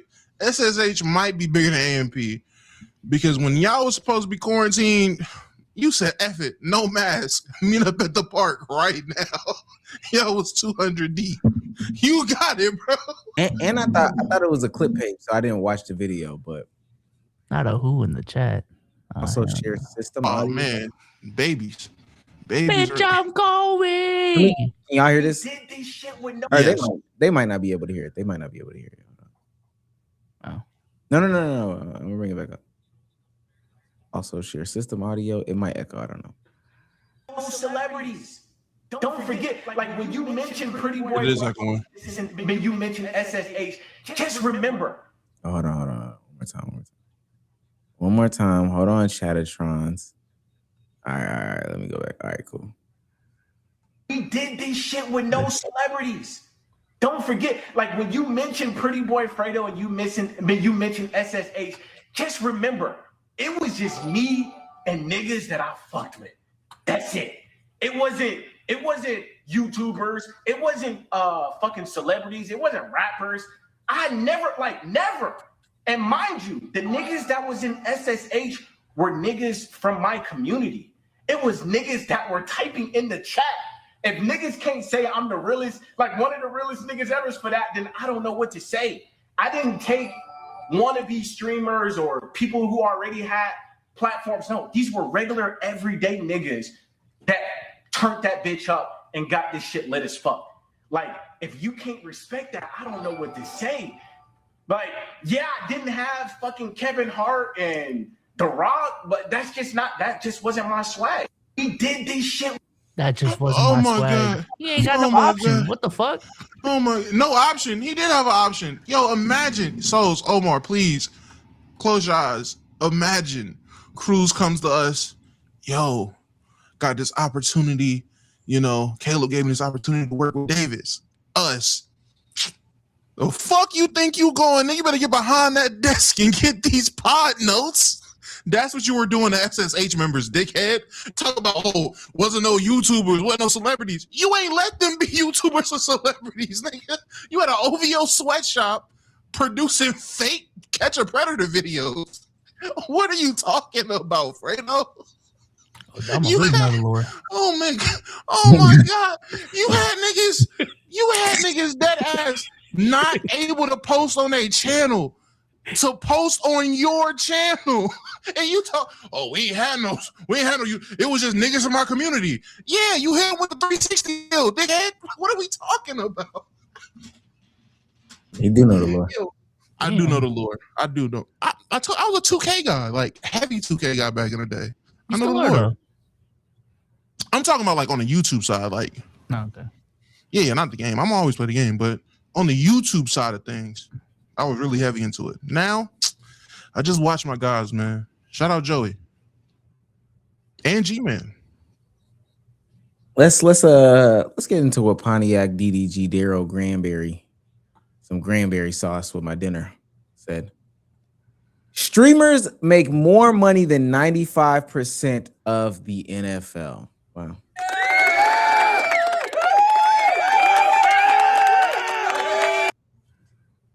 He finds himself in hot water though, because we just know that that's not true, right? Bitch, I'm Kobe stuck in my head now, bro. Fuck. We know that's not true though, right? 95%. Yes. Yeah, that's not true. Why would he say that? And also, streamers be lying. Now, some streamers do make money, but why would he say that shit? Because he needed a clip and he needed views, so he had to attach himself to the Black Boy Max drama. And on the tail end of the streamer trying to be a rapper, he had to get his clip off of us streamers. Yeah, you had to get that shit off for your quota. That's why he said it. I think he's low-key trying to gatekeep who's a streamer and who isn't in a weird way. Like when he said that, he's not talking about, I don't know, some streamer with 800 viewers or whatever. Like he's talking about the top of the top. Him, Max, Rage, Kai, Speed, all of them. So I think it was a low-key flex. He was trying to low-key flex. What are the numbers to you, Omar? So like, what would the ratio actually be? If it's not 95 to whatever he said, 99 or whatever, what is the ratio of streamers that makes X amount more money? Well, more money than whatever ratio of NFL players. I'm just looking at the CBA for the NFL, the one that's currently in play. In 2026, a player with 0 years of service, the minimum salary is $885,000 A year. a year. Well, a season. Like not even a full year, a season. Yeah. And so I'm thinking about, let's just divide that over the course of it. 885 divided by 12. $73K a month. Man, how many streamers are making $73K? And this is strictly off of streaming. Just streaming, not brand deals, not all that other shit. Just off of streaming, 73K. 5% of all streamers? Or is that too big of a number? I think it's too big because then you also, like Biso said, you just start bringing in like a random subsection of like the dude that's streaming to 2 people, the dude that's streaming to 25 people. So I honestly... So what qualifies as a streamer then? So when do you qualify as a streamer? No. I would consider that person to be a streamer, which makes DDG's point even stupider because all those people are included in the data. Like I remember one time I was talking to AIM. This is before our shorts blew up. We probably were streaming to like 150, 200. I don't know. It was a low number. And he had to remind me, he was like, you must not remember, like, go on Twitch, just scroll down some of these pages, and you'll see how low the numbers really are and just how many people are streaming. This is when we're streaming to like 100 people. For this is when we're streaming to a low number of people, low relative to what we stream to now. And lo and behold, we got crazy big numbers, and it really put things into perspective and stuff like that. But I don't think people just do that. Like, they don't go on just chatting and just scroll. I know they don't go into any other subcategory and just scroll to the bottom. He gotta be having conversations about people that at least stream to 2,000 or more, or 1,000 or more people. And even then, To break 75K? Is that the hell no, no, you would still need to stream to more than that in order to make 75K a month. Hold on, a hold month, on. My bad. Because you don't understand Daryl Dingleberry's point. Of course, you got to include all the people streaming to 0 people, 2 people, whatever, but you also got to include practice squad players in the NFL. That's really where the discrepancy lies. Like, a testary streamer is making more than a practice squad player, right? Stop. Gotta be. Stop. I think one day we can get there, but nah. Actually, I think we'll never get there. Also, in the CBA for the NFL, the minimum salary in 2030 is going to be $1 million and $6,500,000 more dollars. I just made that number up, but it'll just be more. It's over $1 million though. It's a little over $1 million in 2030. That just won't be a possibility. What he's saying will not be true. Nice try though. Nice bait. DJ Academics had to set him straight. But I think for the older people, this was a good conversation simply due to the fact that they don't know. I did see a couple of older people be like, see, this is what we're talking about. All these young boys getting all this money. They don't even know. And for what it's worth, I don't think people realize a streamer's expenses, especially the ones that are making this type of money, that have to do IRL streams and stuff like that, their expenses are way higher than a football player's. I can see that. I mean, I give Daryl this credit. It hit the intended audience. The people that he needed to respond and blow it up, they responded and they made it a situation. So, hey, if there's a clip to be got, Daryl Dingleberry's gonna get it. Shout out to him. Axe said the average streamer salary is minimum wage, below minimum wage. I don't trust his numbers. You think it's higher? You think it's no? higher? I think it could even be lower. I just don't trust anything Axe says anymore. I think he's a liar. I think he's saying shit now. It'd be so Ferris. I don't. He was the original Twitter nigga, man. At this point, he just be saying shit. Oh, you're right, Ferris. Drake told me verbatim. That's not what happened. Court documents say it happened. He lied to me. All right, nigga. So you're not a good source. I'm not gonna hold you. Your source being the nigga telling you. All right. He's actually doing donuts though. Oh my. Don't get me wrong though. It's money in the space though. Like, don't get it twisted. It's definitely money in the space. I'm not saying it's to tell people don't stream, but don't stream if you think you finna be making NFL money. What the fuck? Nah. I'm telling you, don't stream on any platform that is already being streamed on. All new streamers, just go to new platforms. There you go. Go to new platforms. It's a new audience base.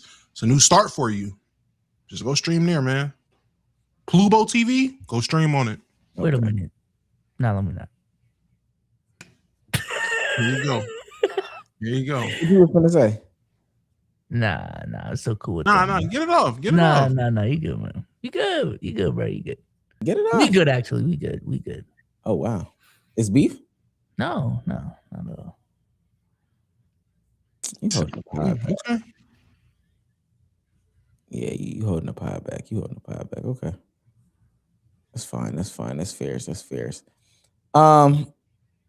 see what we got going on. What's on y'all's agenda? We haven't done hot take of the week in a minute.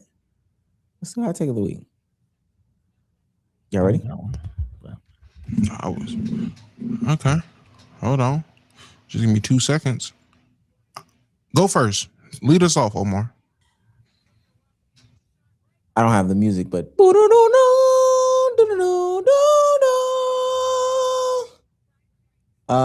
my hot take of the week, and it's something that I've been workshopping. Oh, well, I don't think I said that on this platform. My hot take of the week actually is, I know it's going to take some time for people to grow their platforms and stuff like that, but we are getting to an era in which you do not need to rely on mainstream media to do things. Shout out to Markiplier for putting out his video. Because I know for the conversation for a long time was like, yo, if somebody makes a movie that's like a YouTuber, one, you couldn't do it because you were just a silly little video maker. But two, it wasn't going to be successful enough. You weren't going to be able to, shop it hard enough, or you weren't going to be able to like make it blow up because you don't have the major backing or whatever the case may be. Markiplier is proving that wrong in theaters, and I don't think that people are factoring this in. They say one of the reasons why like new movies have kind of died off is because DVDs don't exist anymore. Markiplier is going to drop that bitch on his own YouTube channel, and that'll probably be his most viewed video ever. And that's saying something because he's got like, I think I looked at it. It was either a 37 million view video or something like that. I think that's his highest view video. But he's got 38 million subscribers currently on YouTube. Oh, 377 million, my bad. He's got 377 million view video on YouTube. Let's maybe not say the most viewed video. But I actually do think it'll be in one of like his highest view videos. I don't think he'll shop it around to like these distribution companies first. I think he'll upload his own video to the platform, and it'll really prove like the power of a YouTube channel. So shouts out to Markiplier for inspiring a shit ton of people. And I actually think that the hot take is you don't need mainstream. You really don't. You really don't. Okay. I can go. I got mine. Okay.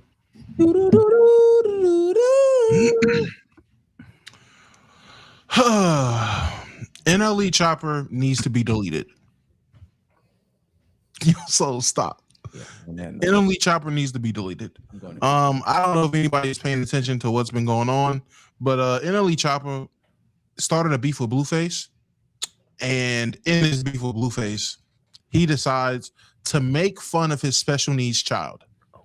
He says, and I yeah, you're laughing. Look at you. He says, and I quote, "You want to talk about fights? You want to talk about fights? How about you put your son next to my son, and we see who can keep their heads up. We can see who don't need to be held to stand up." That man ain't say nothing about your family. All he said was, "Let's fight or let's stop talking." And for you to go ahead and rush to talk about that man's child instead of accept that fade, not gonna hold you, gang. Lets me know your career is done. That label called. They said all this little weird, freaky boppity, hip thrusting music you've been making, it's gonna get you shelved. Do something new, and yo, do something new is turn back to being a gangster. You went from being a gangster to being a Christian to being a natural deodorant wearing spiritual guy, back to being a Christian, back to being a gangster, back to being a Christian, to being an enlightened rapper, to now being a gangster again. I don't get it. The gimmick is trash. Not gonna lie, you're not on no more songs at 41. No one cares. Yeah, man, delete NLE Chopper. He's done. He's on the 6ix9ine tier. We need to leave that nigga in the past. Damn. And Omar just left. I didn't even know. Shit crazy. Yeah. Yeah. All right. Well, let me get my take off. Listen, man.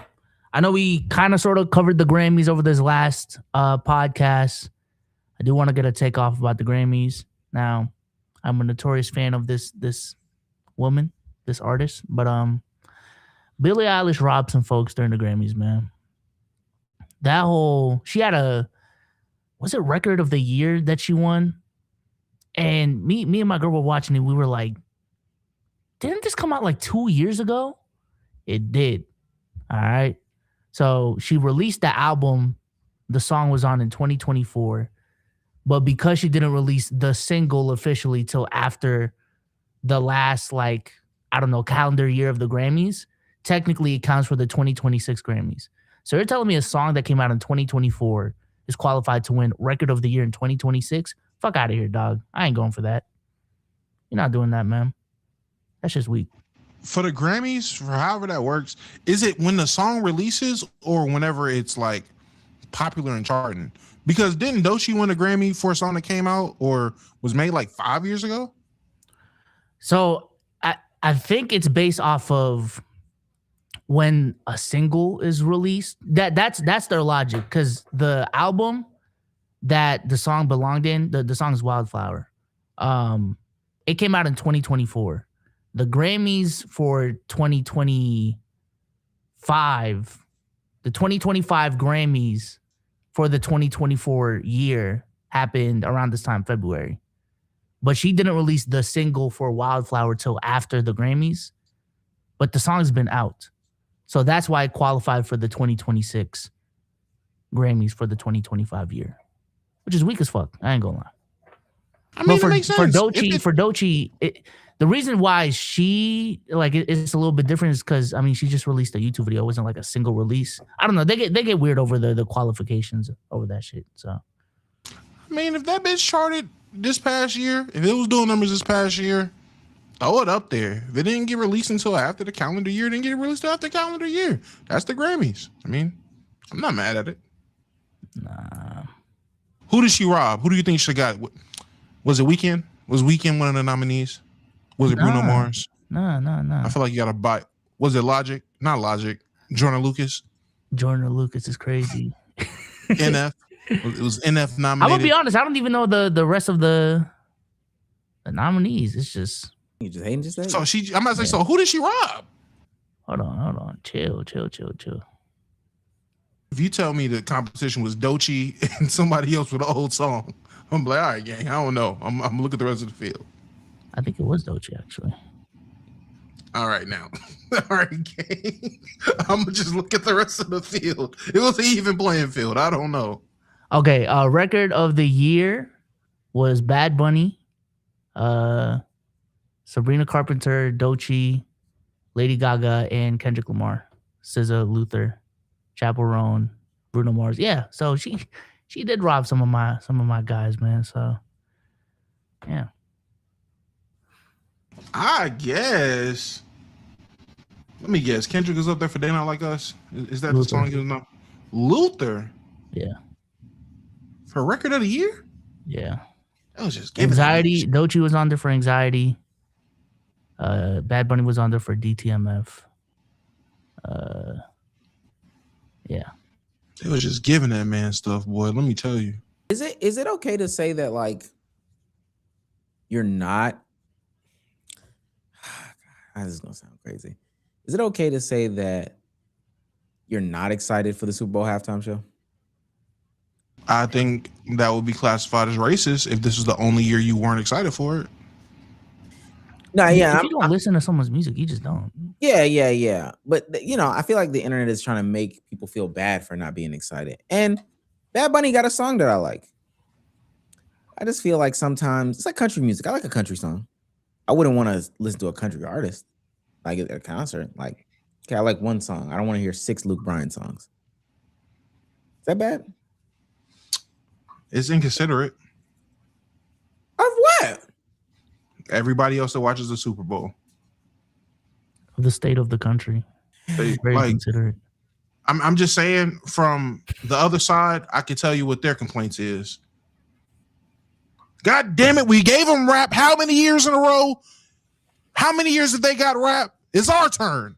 Now, And then they got Bad Bunny. So I got different criticism than they got. Definitely race-based for them. But I'm just saying, I don't know how I feel about, it's like Afro beats. I keep giving examples that don't make it sound better. It's like Afro beats. Like it's too Afro. Why don't you listen to Bad Bunny? I don't speak Spanish. That ain't Chat, I want race-based. you. That's not race based. Chat, all I'm saying is Ethnicity based. My bad, OG. none of this became an issue. We've been known Bad Bunny was doing the Super Bowl halftime show. None of this became an issue until he said he was gonna wear a dress. Now nobody's excited. He didn't. He said he actually wasn't gonna wear a dress. Stop it. Nah, I know what this is. I know what this is. Come on, chat. See through the read through the lines, chat. Read between the lines. Come on, man. You don't feel like it's hate? I do think you're hating on Bad Bunny. I'm excited for the halftime show. Come on.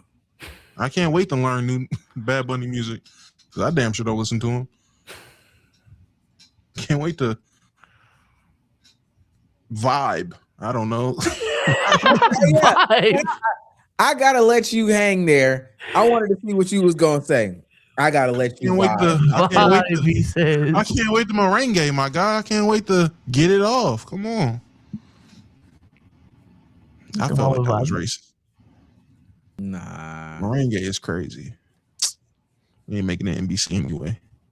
Hey man, I'm gonna put us an application in for Tubi. Y'all down? Since I didn't say nothing about Now That's TV, so that made me a bad business partner. Y'all down for this Tubi application put in? Put in the app. We'll see if Got you. we accept the offer if it gets there. I got you.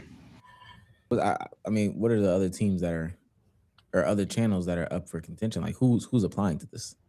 Don't worry about who's applying. We can apply. We got SSH? Tubi on the table.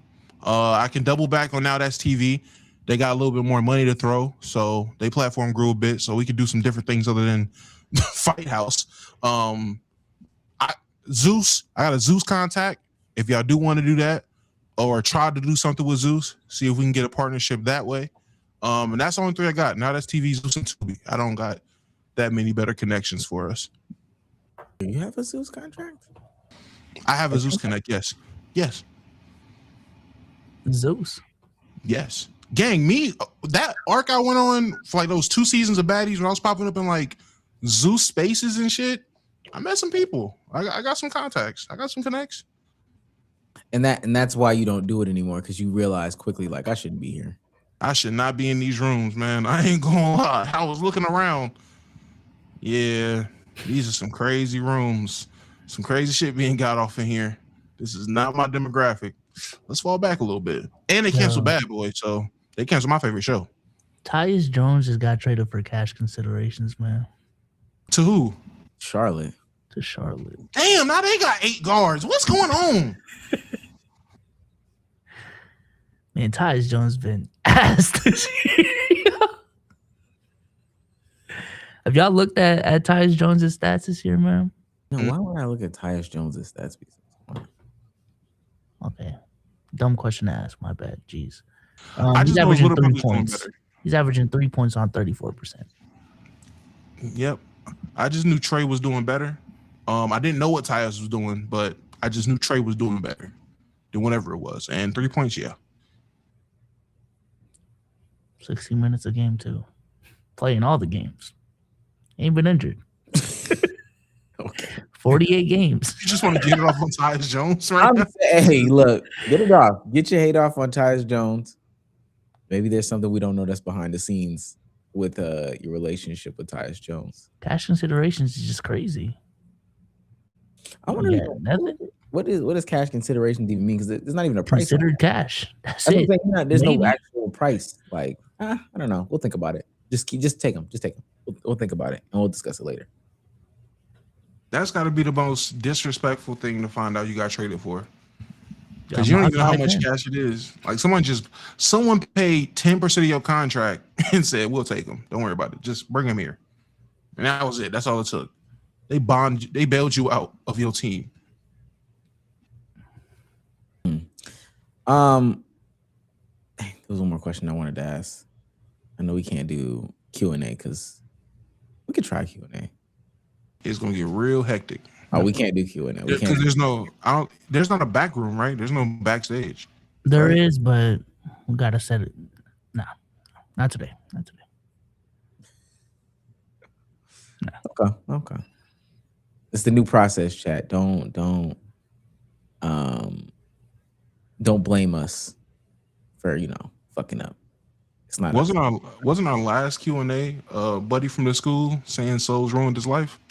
I thought he said he had an update. That's why I've been trying to low key like get him back. But ultimately, like I don't know what you're updating. It has to be that you fought him, right? You had to fight him. You're not gonna tell us that you fought him. I don't. Or you found the video to post to him. Ain't this you? Nigga was doing a chicken noodle soup butt naked in the bathroom. Something, I don't know. Looks At like this point, Anthony Davis in there. He literally can't go back. So I don't. You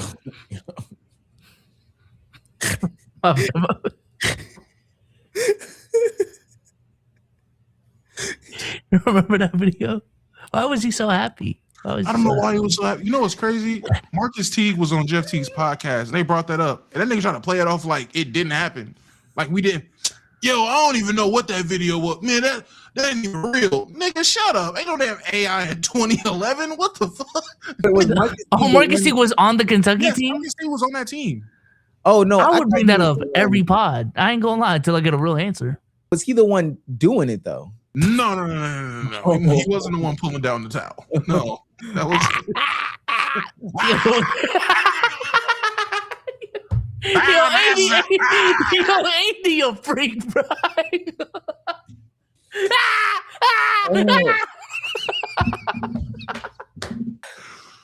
And what kills me, every time somebody be like, bruh, that's some weird ass shit. It's always that one nigga. We know who never played on the basketball team. All right, freaky frog, what kind of shit y'all had going on before the game?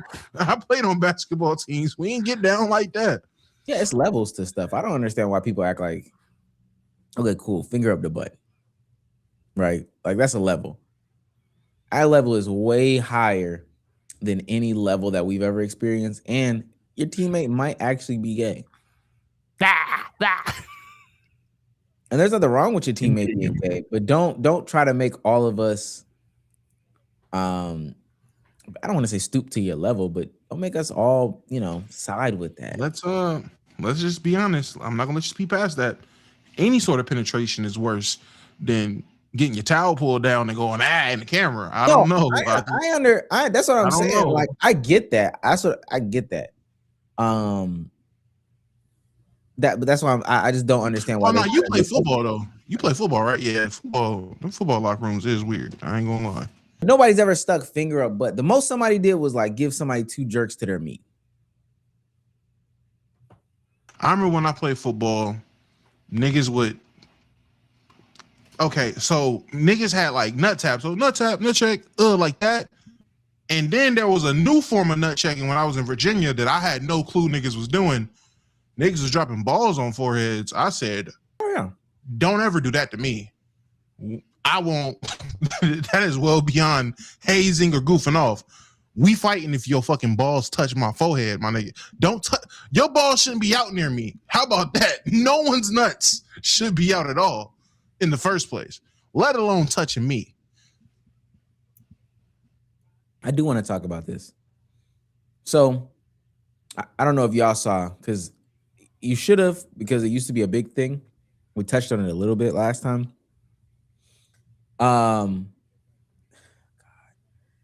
Did y'all see clips from the Pro Bowl? Yes or no? No. Yes. I was genuinely asking if it was the Pro Bowl though. Because this is my first time tapping into shit. I was like, was it always like this? I had a lot of questions. No one was wearing pads. Motherfuckers were out there in joggers. Nah. To answer your question, no, it has not always been like this. For player safety reasons, they decided to lighten it up. When was the change? Do you know? I don't know the exact year. It's within the last 10 years, though. I want to say. I might say it's within the last 10. I want to say, but there was a change. There was a time. Now you go back and look. There was a time where they were wearing full pads and playing like just an exhibition game. It was supposed to be for fun. Some people ain't get that memo. Shout out Sean Taylor. Was really out there cracking people during the Pro Bowl, like really out there putting that helmet on them. Shit was crazy. I can't even. I'm trying to figure out when it changed. I can't even figure out when it changed. Maybe what is Chad saying? 2023 or some shit like that. When did Junior say I'll do what he did? Probably around then. Oh, okay, I got it. When did the Pro Bowl switch to? This is a whole article. When did the Pro Bowl switch to flag football? Looking on when the NFL changed. I'll say this. It went to 2023. It was actually 2023. Damn. I know it went to like a NBA All-Star type of situation for a moment. At first, like that's the first evolution of like, oh, we're not gonna play hard. We'll throw this little pass, try to moss people, ha ha. And then they just took an abrupt, hey, let's go ahead and do this. So let me ask you, Vsauce, you said you saw clips. Yeah, And this is you're just getting into football this season. pretty much. Yeah, Was it entertaining, yes or no? it was confusing. Didn't look like football. I don't know. Like field day. Am I right? He sound Like Hank Hill. recess. He Looked sound like like Hank Hill. yeah, it looked like recess out there, man. It looked like just the guys chilling on a field with a bunch of fans. Looked like a meetup. That's what it looked like. A link. Yeah, it looked like DreamCon. I don't know. I'm being Like an AMP video. it looked like a Nick Briz video. I don't know, bro. Like shit looked kind of crazy. AMP Destroying versus video. Yeah. Like a destroying 7-on-7 event, boy. Oh, because they are on the sidelines. It's Cam Wilder and them. It's just dudes on the sidelines. Somebody throw a ball up. Blah! Just And these are grown ass men, by the way. Yeah. These are grown men. Micah Parsons on a damn. I think it was Micah Parsons on a damn scooter. Yeah. Who is talking in my ear? My bad. I'm still hearing it. What the fuck am I hearing, chat? What are they saying, Souls? What are the voices in your head saying? I can't make it out. I just hear talking.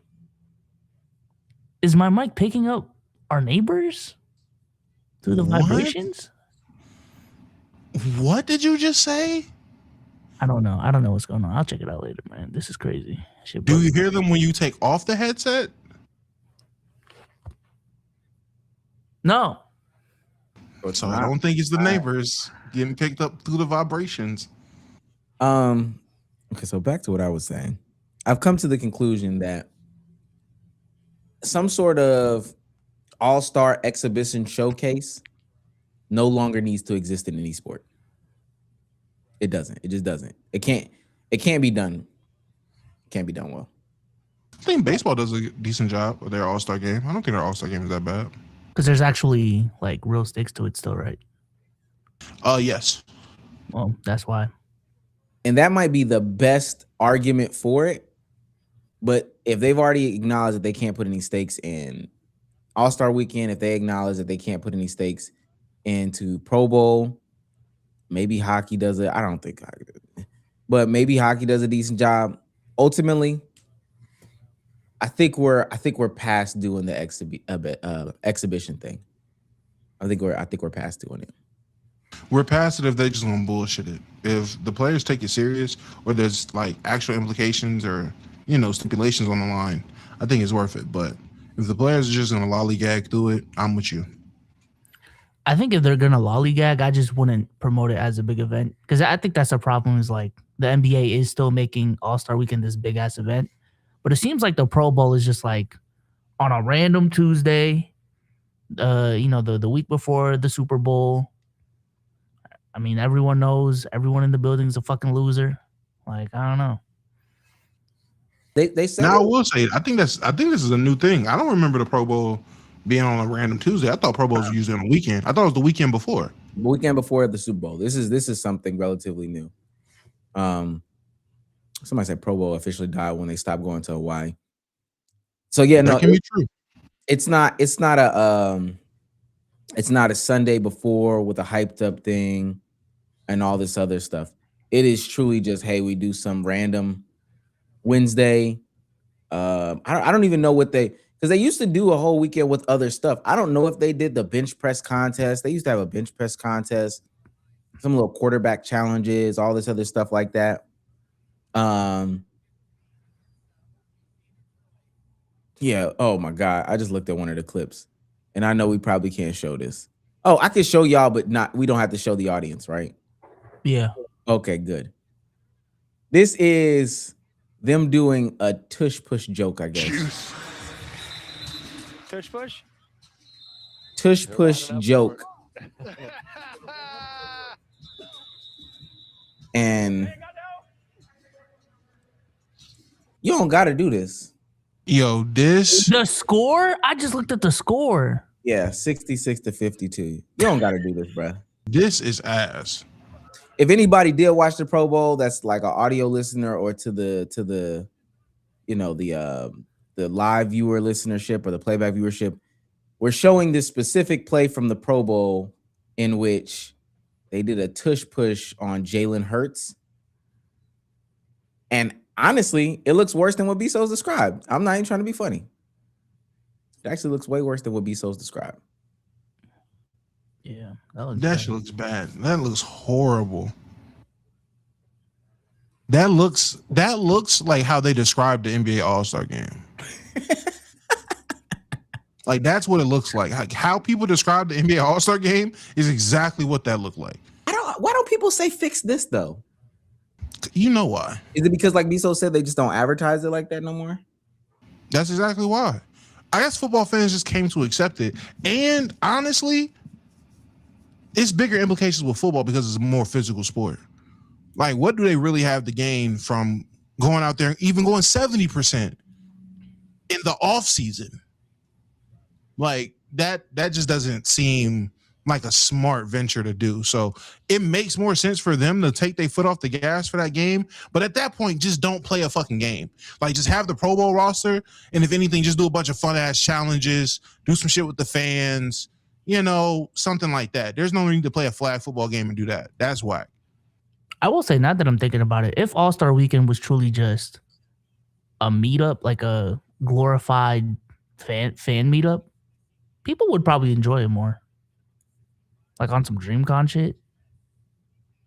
What's the activity though? You can still do Podcast. the celebrity game. You can still do the celebrity game. You can still do the 3-point contest, dunk contest. You can still have the whole weekend, but that day that's dedicated to just playing the All-Star game, have the same thing I just said for football. Have the All-Star list, have the All-Star teams. These guys are All-Stars. Do it like they do like all NBA teams, whatever. Come together and just have a, I don't know, celebration of NBA history. Celebrate the legends. Have a panel or get together or some shit. I don't know. Podcast. You can make it, honestly, yeah. Do a live show, a live NBA show.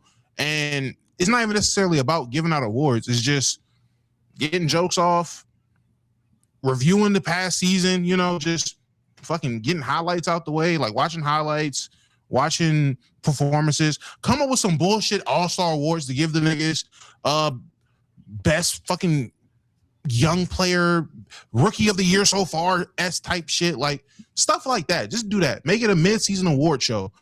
If anything, I think people are like that more than bullshit basketball. Or maybe I'm yapping. They used to do like different events, and I wonder why they stopped them. I did see a clip the other day of like I think it was like Dr. J versus Dominique Wilkins, but this was like in the or Magic Johnson, but this was like in the 90s or some shit like, or no, it was Kareem. But this is like in the 90s or some shit like that. Well past when both of them played. I wonder why they don't do anything like that. I remember they used to play horse. The first All-Star weekend that I watched was KD and Rondo. Rondo was hanging in there with the God. Yeah. Yeah, I don't know why they don't do the horse route. I don't know why they just don't do different things in order to make it a little bit more interesting than what it currently is. But okay, so it sounds like, you know, the NFL went one way, the MLB went another way. Now, I say that they should scrap the whole thing, but the NFL said to themselves, you know what? We're not going to take this seriously. We need the fans to understand we're not going to take this seriously. This whole event is just kind of chopped. It's just chopped cheese. We're kind of done with this. The MLB was like, oh no, we're going to put some stakes to this. We're going to make this matter. What do y'all think seriously is the best route for the NBA to take? And then how do they actually do it? I know we kind of been kicking the ball around, but just like, let's make a solidified take. Make things matter. Do the same format as MLB. If you're going to do conferences, whatever conference win, they get home court advantage in the finals. We done with the international thing, right? I mean, if that's what they want to do, I guess, but I'm done with it. I don't think this is it's a good idea in terms of getting people to play serious, because who wants to get embarrassed by whatever world or American team? But long term, I don't think this is going to be a good idea. I think you East-West it up, put stipulations on who wins, and just replicate a baseball, because out of all professional sports, baseball is the nearest to basketball in terms of player empowerment, players being able to do what they want, player mobility, likeness, like recognizable players.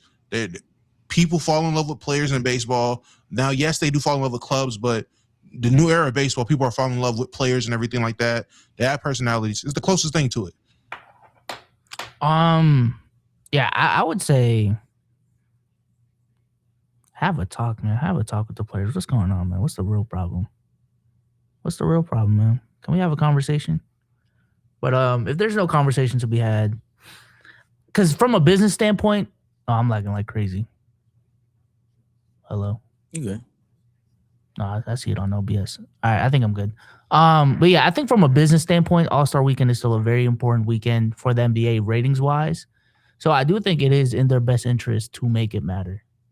So yeah, make that shit matter, man. Figure out a way.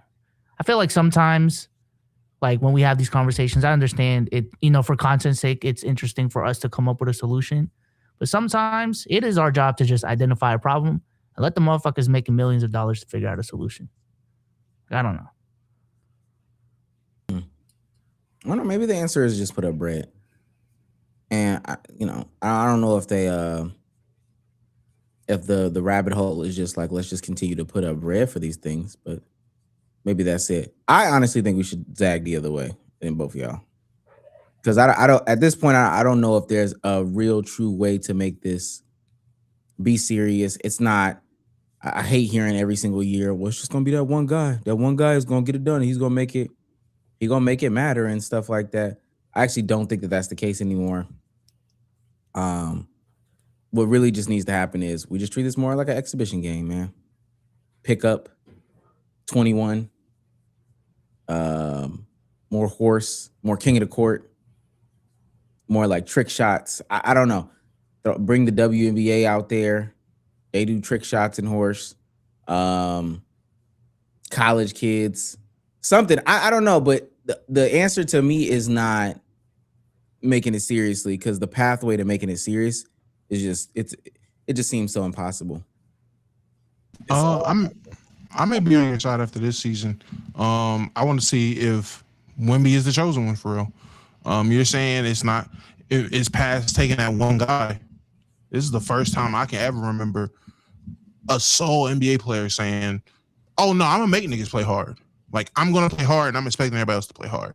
Now that could be an unreasonable expectation, but the fact that he's even saying that and going there with that expectation, better than what I'm used to for when it comes to NBA All-Star. So let me see how that goes with Wemby. If it really does just take one player trying to bust everybody's ass for them to lock in, then hey, it really did just take one player. But if Wemby's out there just going 100% and everybody else is still like, yeah, gang, I'm about to shoot 17 threes myself, then it's, hey, cooked. I'm on your side. I think that's what's going to happen. And then Wemby's going to be like, dang, I kind of look goofy. I think the opposite is going to happen. I think what I actually think is going to happen, Wemby's going to play hard, and no bullshit, Ant's going to play hard. And they're going to be the only two playing hard going back and forth. And I only say that because they enjoy going back and forth in the regular season. That game they had where Ant had like 40 or 50, Wemby had like 35 or some shit, and it was going back and forth for a portion of time. They both enjoyed that. The fact that they're on opposite teams, if anybody on the world team would say, well, fuck that, I'm not about to, I got dog in me, I'm not about to let somebody just do this, I think we can all agree that I'll be fucking Anthony Edwards, especially after the commercial we just put out. We ain't talk about that.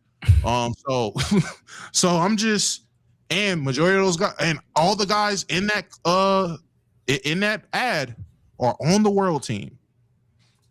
I'm just saying, if there's anybody that could do it, I think Wemby could do it, and I think Ant could do it. I just don't even know why they need to play 100% because I don't think they need to play 100%. I don't know. Like, I think I've seen NBA players before. I think they know how to play pickup basketball in a way where it can they clearly still are playing basketball, but not playing in a way that's like harmful to everyone in terms of injuries and stuff like that. Like, that is just a level we're all asking for. I think that's the level we got in the early 2000s from these players. But I just don't know why we can't get that. Just play pickup ball, dog. Like, you don't gotta take motherfuckers out the air. Like, you don't gotta clamp up for 48 minutes. Oh, the stream's cooked. The stream is lagging like real bad right now. Oh, I'm looking. Yeah, I seen somebody in chat say something. The stream is like lagging bad. It still ain't back yet. It's been like this for like solid 2 minutes, and we're back. Okay, it's good. Okay. I know I was lagging on my end, but we can probably put a pin in that because I can't read the super chats either. Ladies and gentlemen, kind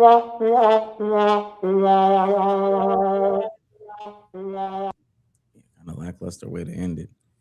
This has been another episode of the Let's Keep It a Buck podcast. Just has been. That's a fact. Damo, say goodbye to the people, man.